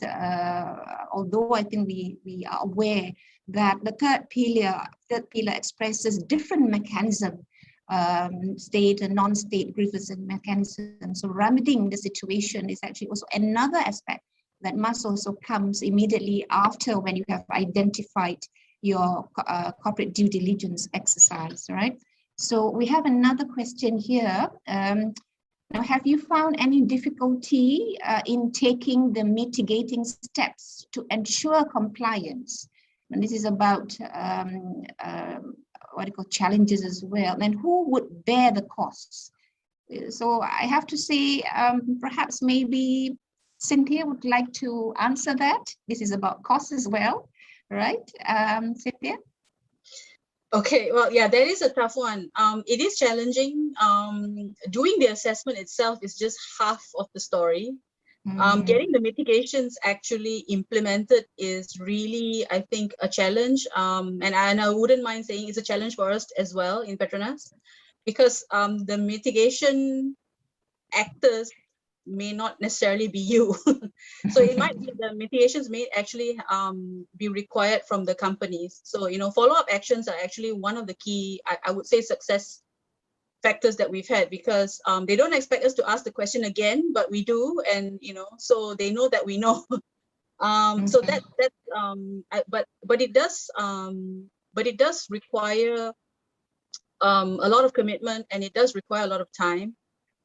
So this is one of the areas in which we're still trying to figure out how best to ensure that mitigations are actually acted upon and addressed. So that's in terms of bearing the cost. The tricky, and maybe I wouldn't say tricky, but the interesting thing that we found in terms of human rights is quite a lot of companies need to address issues of internal controls. So costs may not necessarily, in terms of dollars and cents, may not necessarily be where it's at, but actually it's themselves having the time cost perhaps, or the having the expertise in place, for example, to address those gaps. One of the things that that we find in terms of our contractor code of conduct is, we do ask our companies, have you been conducting training on human rights? Just general awareness training, And the immediate sort of knee-jerk reaction is, this is going to be costly. I need to get an expert. I need to get a venue, etc., etc. And we're saying, no. You could actually just reach out to any of the companies, or companies like us, where we tend to be more than willing to to do it for free. But the issue is really the commitment from the companies themselves to actually want to do that. So yeah, the cost issue is not necessarily something that's very direct, because unlike other areas that we're familiar with, like environment or safety, where there might be some engineering barriers that they might need to spend money on, in terms of human rights, it's mostly procedural. And we tend to focus there because we know that's where the gap is. Thank you very much, Cynthia, for that. There is another question here, but it's much more on a general question on forced labor. Yeah, so a draft of the National Action Plan on Forced Labor is being developed at the moment, and I think they have issued and actually awaiting comments from the stakeholders. And this is led by Ministry of Human Resources, and of course we are now in the process of developing a National Action Plan on Business and Human Rights. So within this context, yeah, will this particular issue on forced labor be integrated with the National Action Plan on Business and Human Rights? So businesses can refer to a master National Action Plan related to business and human rights. I know this is very much a policy issue, maybe for us to actually inquire the lead agency and the secretariat, but it would be interesting if I can take this opportunity to ask our important panelists here now, because we have various initiative policies that we are building up in the form of National Action Plan, and forced labor seems to come out to be the main issue when you talk about corporate violations. So in your views, I think I can address this to all three panelists. Now, should we have a standalone NAP that resolve this issue, or should we actually then have two different two different National Action Plan, and they have different perspective because we are referring to different ministries for that? So can I have your respective views on that? Yes, please. If we can perhaps maybe Shamista, if you can give your thoughts first. Sure, very happy to give my thoughts sort of as a high level question. I think that I don't see an issue with there being, I guess, a general NAP and then one focused on forced labor, so long as they're complementary and there's no contradiction between the two, but they actually work well together. And I think we often do see that when we look at sort of UNGP related tools, there'll be sort of an overarching tool and then tools that support it going into specific elements. So if you have a tool on human rights due diligence, then we'll have something that goes in through each of the steps to support that. And I think if the NAP works like that, so you have a general NAP and then you have a forced labor one that goes into the specificity related to the risks and impacts associated, I think that it could work quite well. So I think the key thing is that they're complementary in the way that they're drafted. Okay, thank you. Certainly we'll convey that to the Secretariat, Shamista. Yeah, what about Joanne? What are your views on that? That's an interesting question, as, especially in the context of Malaysia, because as we know, labor migration is not managed by one specific agency. We've got Ministry of Human Affairs, who sort of manages it from an immigration point of view. And then, of course, the labor side is managed by the Ministry of Human Resources, which makes, I think, the process a lot more complex because, as you rightly pointed out, different ministries have different priorities. So MOHA, for example, security tends to be their focus, which then will influence their policy. I think what Shamista said makes sense. As long as they complement each other, it should be fine. But I think one of the ways that it becomes challenging when there are two separate NAPs is, again, you know, it's done by different ministries. So how much internal coordination is there going to be? Are the agencies or other ministries going to work in silos, which is sometimes common? So yeah, I mean, ideally, we would need to have a very, I think, a comprehensive approach when drafting the NAP. That I think it's made slightly complicated by the fact that it's two separate NAPs, especially when BHR and forced labor is so intertwined. But it's not all doom and gloom because, as Shamista said, as long as they complement each other, then maybe that's a way around that. Thank you. Okay, thank you very much. Cynthia, what are your views on this? Well, basically, as long as there's policy coherence, I think that'll be fine. Because maybe speaking, as I suppose a recipient of the policy, as a company, right?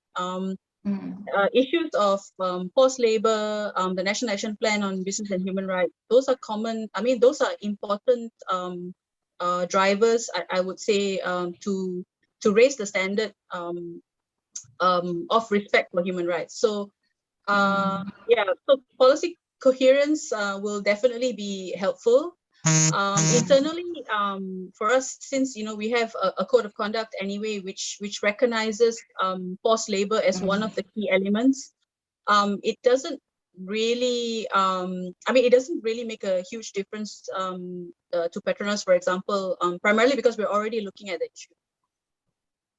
Okay, yeah, yes, I do agree in terms of policy coherence, because I think it does not, issues like force and labor and supply chain does not involve only one specific ministry. It's just, you have to collaborate and to bring in all the ministries together. And that's, I think, the most difficult part, to get the kind of consensus from all these major policy makers.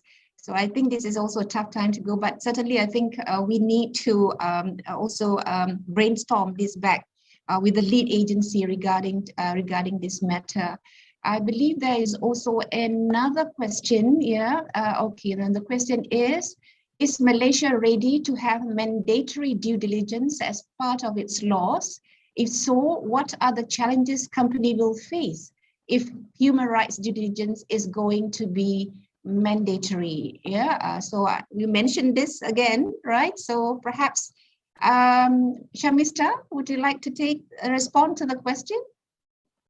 Sure. I think I don't feel well placed to respond to whether Malaysia is ready for such legislation, but we're definitely seeing, I'm based in Europe, and we're seeing such a huge push towards mandatory human rights due diligence legislation. And I think as a result, many other jurisdictions outside of Europe are considering whether this is something that should be introduced. And I think what's really key is if Malaysia does consider introducing such legislation, to make sure that what's happening in other jurisdictions is well understood, because we don't want to see, I guess, fragmentation. So you don't want to see different standards in different jurisdictions. You ideally want it to be aligned across globally, so that particularly global companies that operate in all these different jurisdictions don't have different standards that they need to comply with. So a different standard in Malaysia and then a different standard in the EU.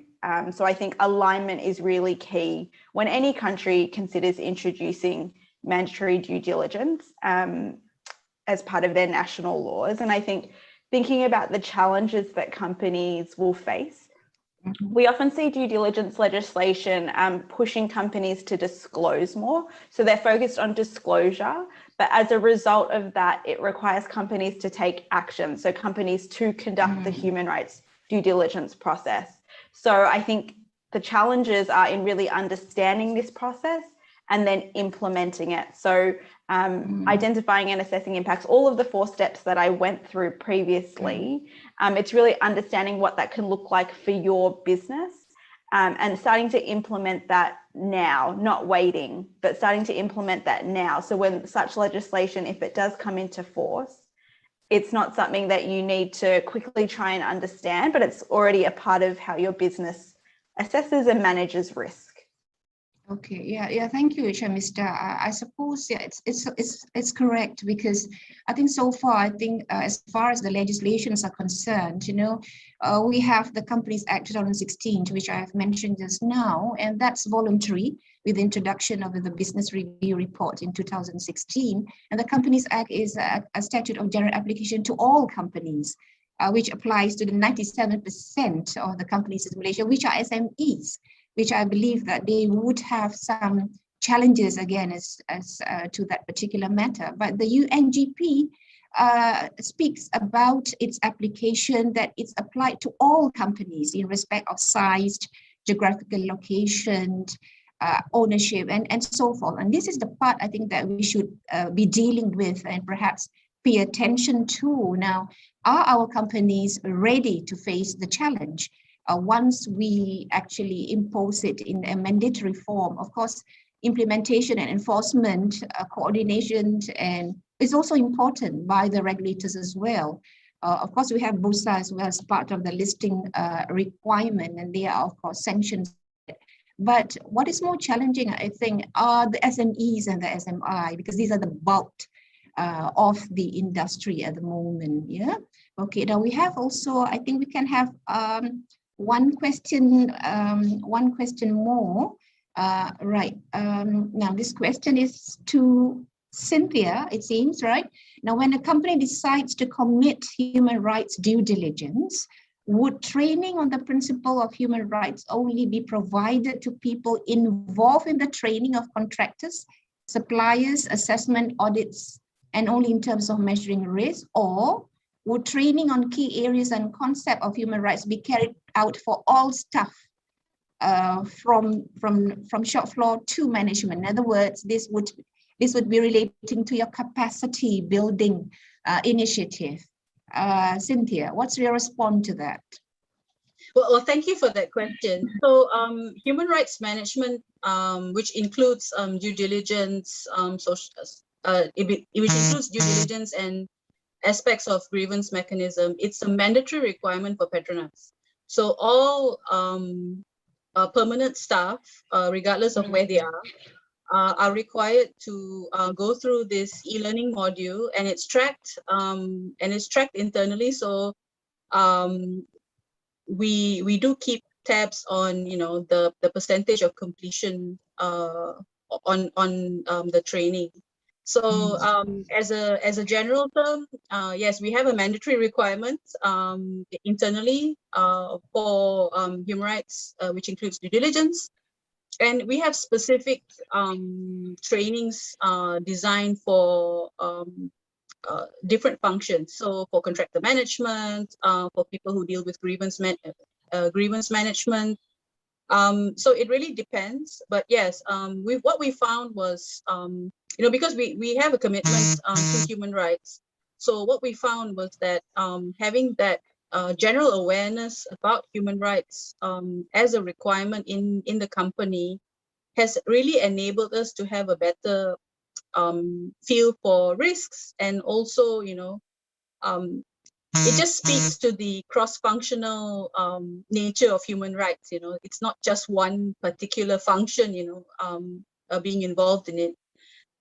It's cross-functional, and I think with the mandatory training, we've actually sort of, I would say, kind of started to spark that recognition in people's minds that in some shape or form they are in fact involved in human rights. I think this is also a very important part, a component of training, right? Training and capacity building, especially for companies, to ensure that your suppliers, your third party dealing with you are well versed and are aware of what are the requirements needed for the due diligence process. So again, it must be ongoing. You cannot expect changes to happen overnight. Now we are about like 7 minutes away. So if I may take this opportunity again to ask the speaker, maybe to give your about 2 or 3 sentences in terms of your final thoughts about the topic. Yeah. So if we can start with Cynthia first. Thank you.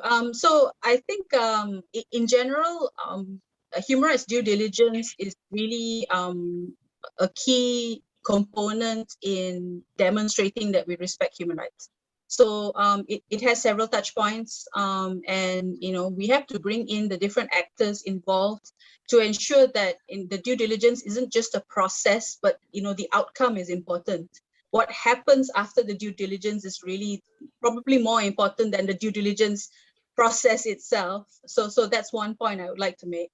The second point would be, COVID-19 has really, changed, our perspective of what really are the risks. So working with stakeholders and learning from them is a key success factor, I think, especially during this, once in 100 years kind of situation that we're in. So I just like to very quickly recognize the UNDP actually for the human rights due diligence and COVID-19 rapid self-assessment for business. They published last year. We actually were guided by that in our own human rights and COVID-19 guide for contractors. So that, early last year, when COVID really took hold, we published a guideline to our contractors to remind them that human rights is still important, even though they're facing, these economic and social and health challenges. And the UNDP's guide was very helpful in helping us to focus on that. So thank you for that. Okay, thank you, Cynthia. Joanne? Sure. Thank you, Professor. I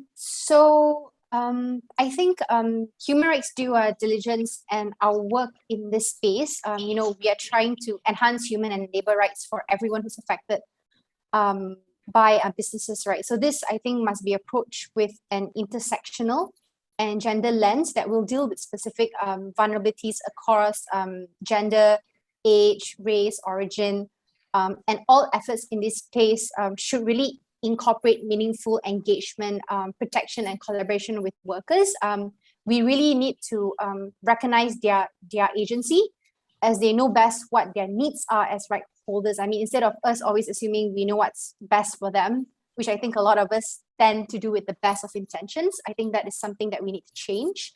And also, there is currently, especially now, a rapidly growing local and global demand for greater accountability, transparency, and business responsibility of human and labor rights issues among businesses. And this is especially relevant to Malaysia. We may not have mandatory due diligence at the moment, but exporters are still caught by the due diligence that's required by the countries that they export to. And this is certainly reflected by the increasing requirements for our businesses to make disclosure on modern slavery. We have it in UK, Australia, France, and then of course there's a growing number of the US CBP bans, and there's proposed similar US CBP enforcement legislation as well, which is coming up in the EU, Canada, and Australia. So I think these are things that businesses must really take seriously now if they want to continue exporting. Finally, HRDDs, I think, and grievance mechanisms are essential components in helping to address these demands and in respecting the rights of all workers. This includes women and migrants.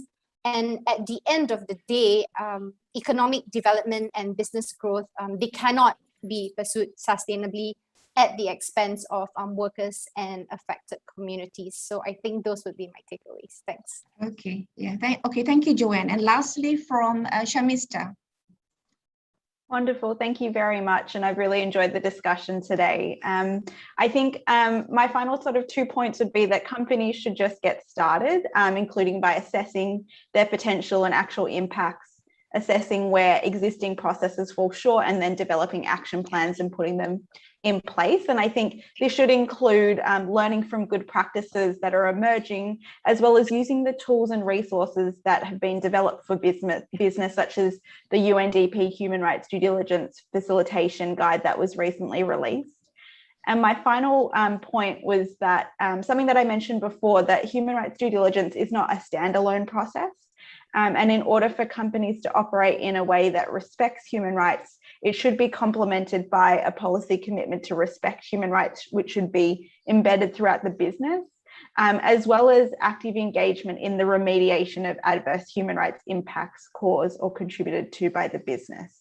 And I know this is something that we briefly mentioned before, which is very difficult to do, but learning from those around you, I think, is really key, and reaching out for guidance from your peers, but also from companies in other industries to see what they're doing and how that can be implemented in your own business. Okay, yeah, thank you very much, Mr. So thank you all the panelists. So if I may just sum up in perhaps 1 minute about the discussion, I suppose we have an overview of this concept of human rights due diligence, its main component, element, and genesis, I suppose. and of course challenges as well and good practices by Shamista. We also observe that this concept is universal and very wide, that it's also applicable to many dealings, many transactions, especially we have seen in supply chain, labor chain transactions by IOM, and also by multinational companies as well, as being presented by Cynthia in terms of code of conduct, what are the issues and challenges that they have to face in order to be transparent and accountable as well. We have heard about human rights due diligence and the growing landscape, the changing landscape of human rights due diligence. I suppose in terms of implementation, we're looking at corporate disclosure requirement, which is very much voluntary at the moment, especially in Malaysia. And of course, we are looking also at mandatory human rights due diligence, which of course is the issue at the moment. Should we go mandatory? Are we actually applying? Are we being fair to the smaller companies and whatsoever? But within that context, I think it's very important to sustain the main issue of ensuring accountability by companies. So irrespective of their size or ownership and geographical location, I think due consideration needs to be given to the smaller companies, how they are able to cope with this particular issue. And that, I think, should be the key consideration that should be taken into account by the policymakers.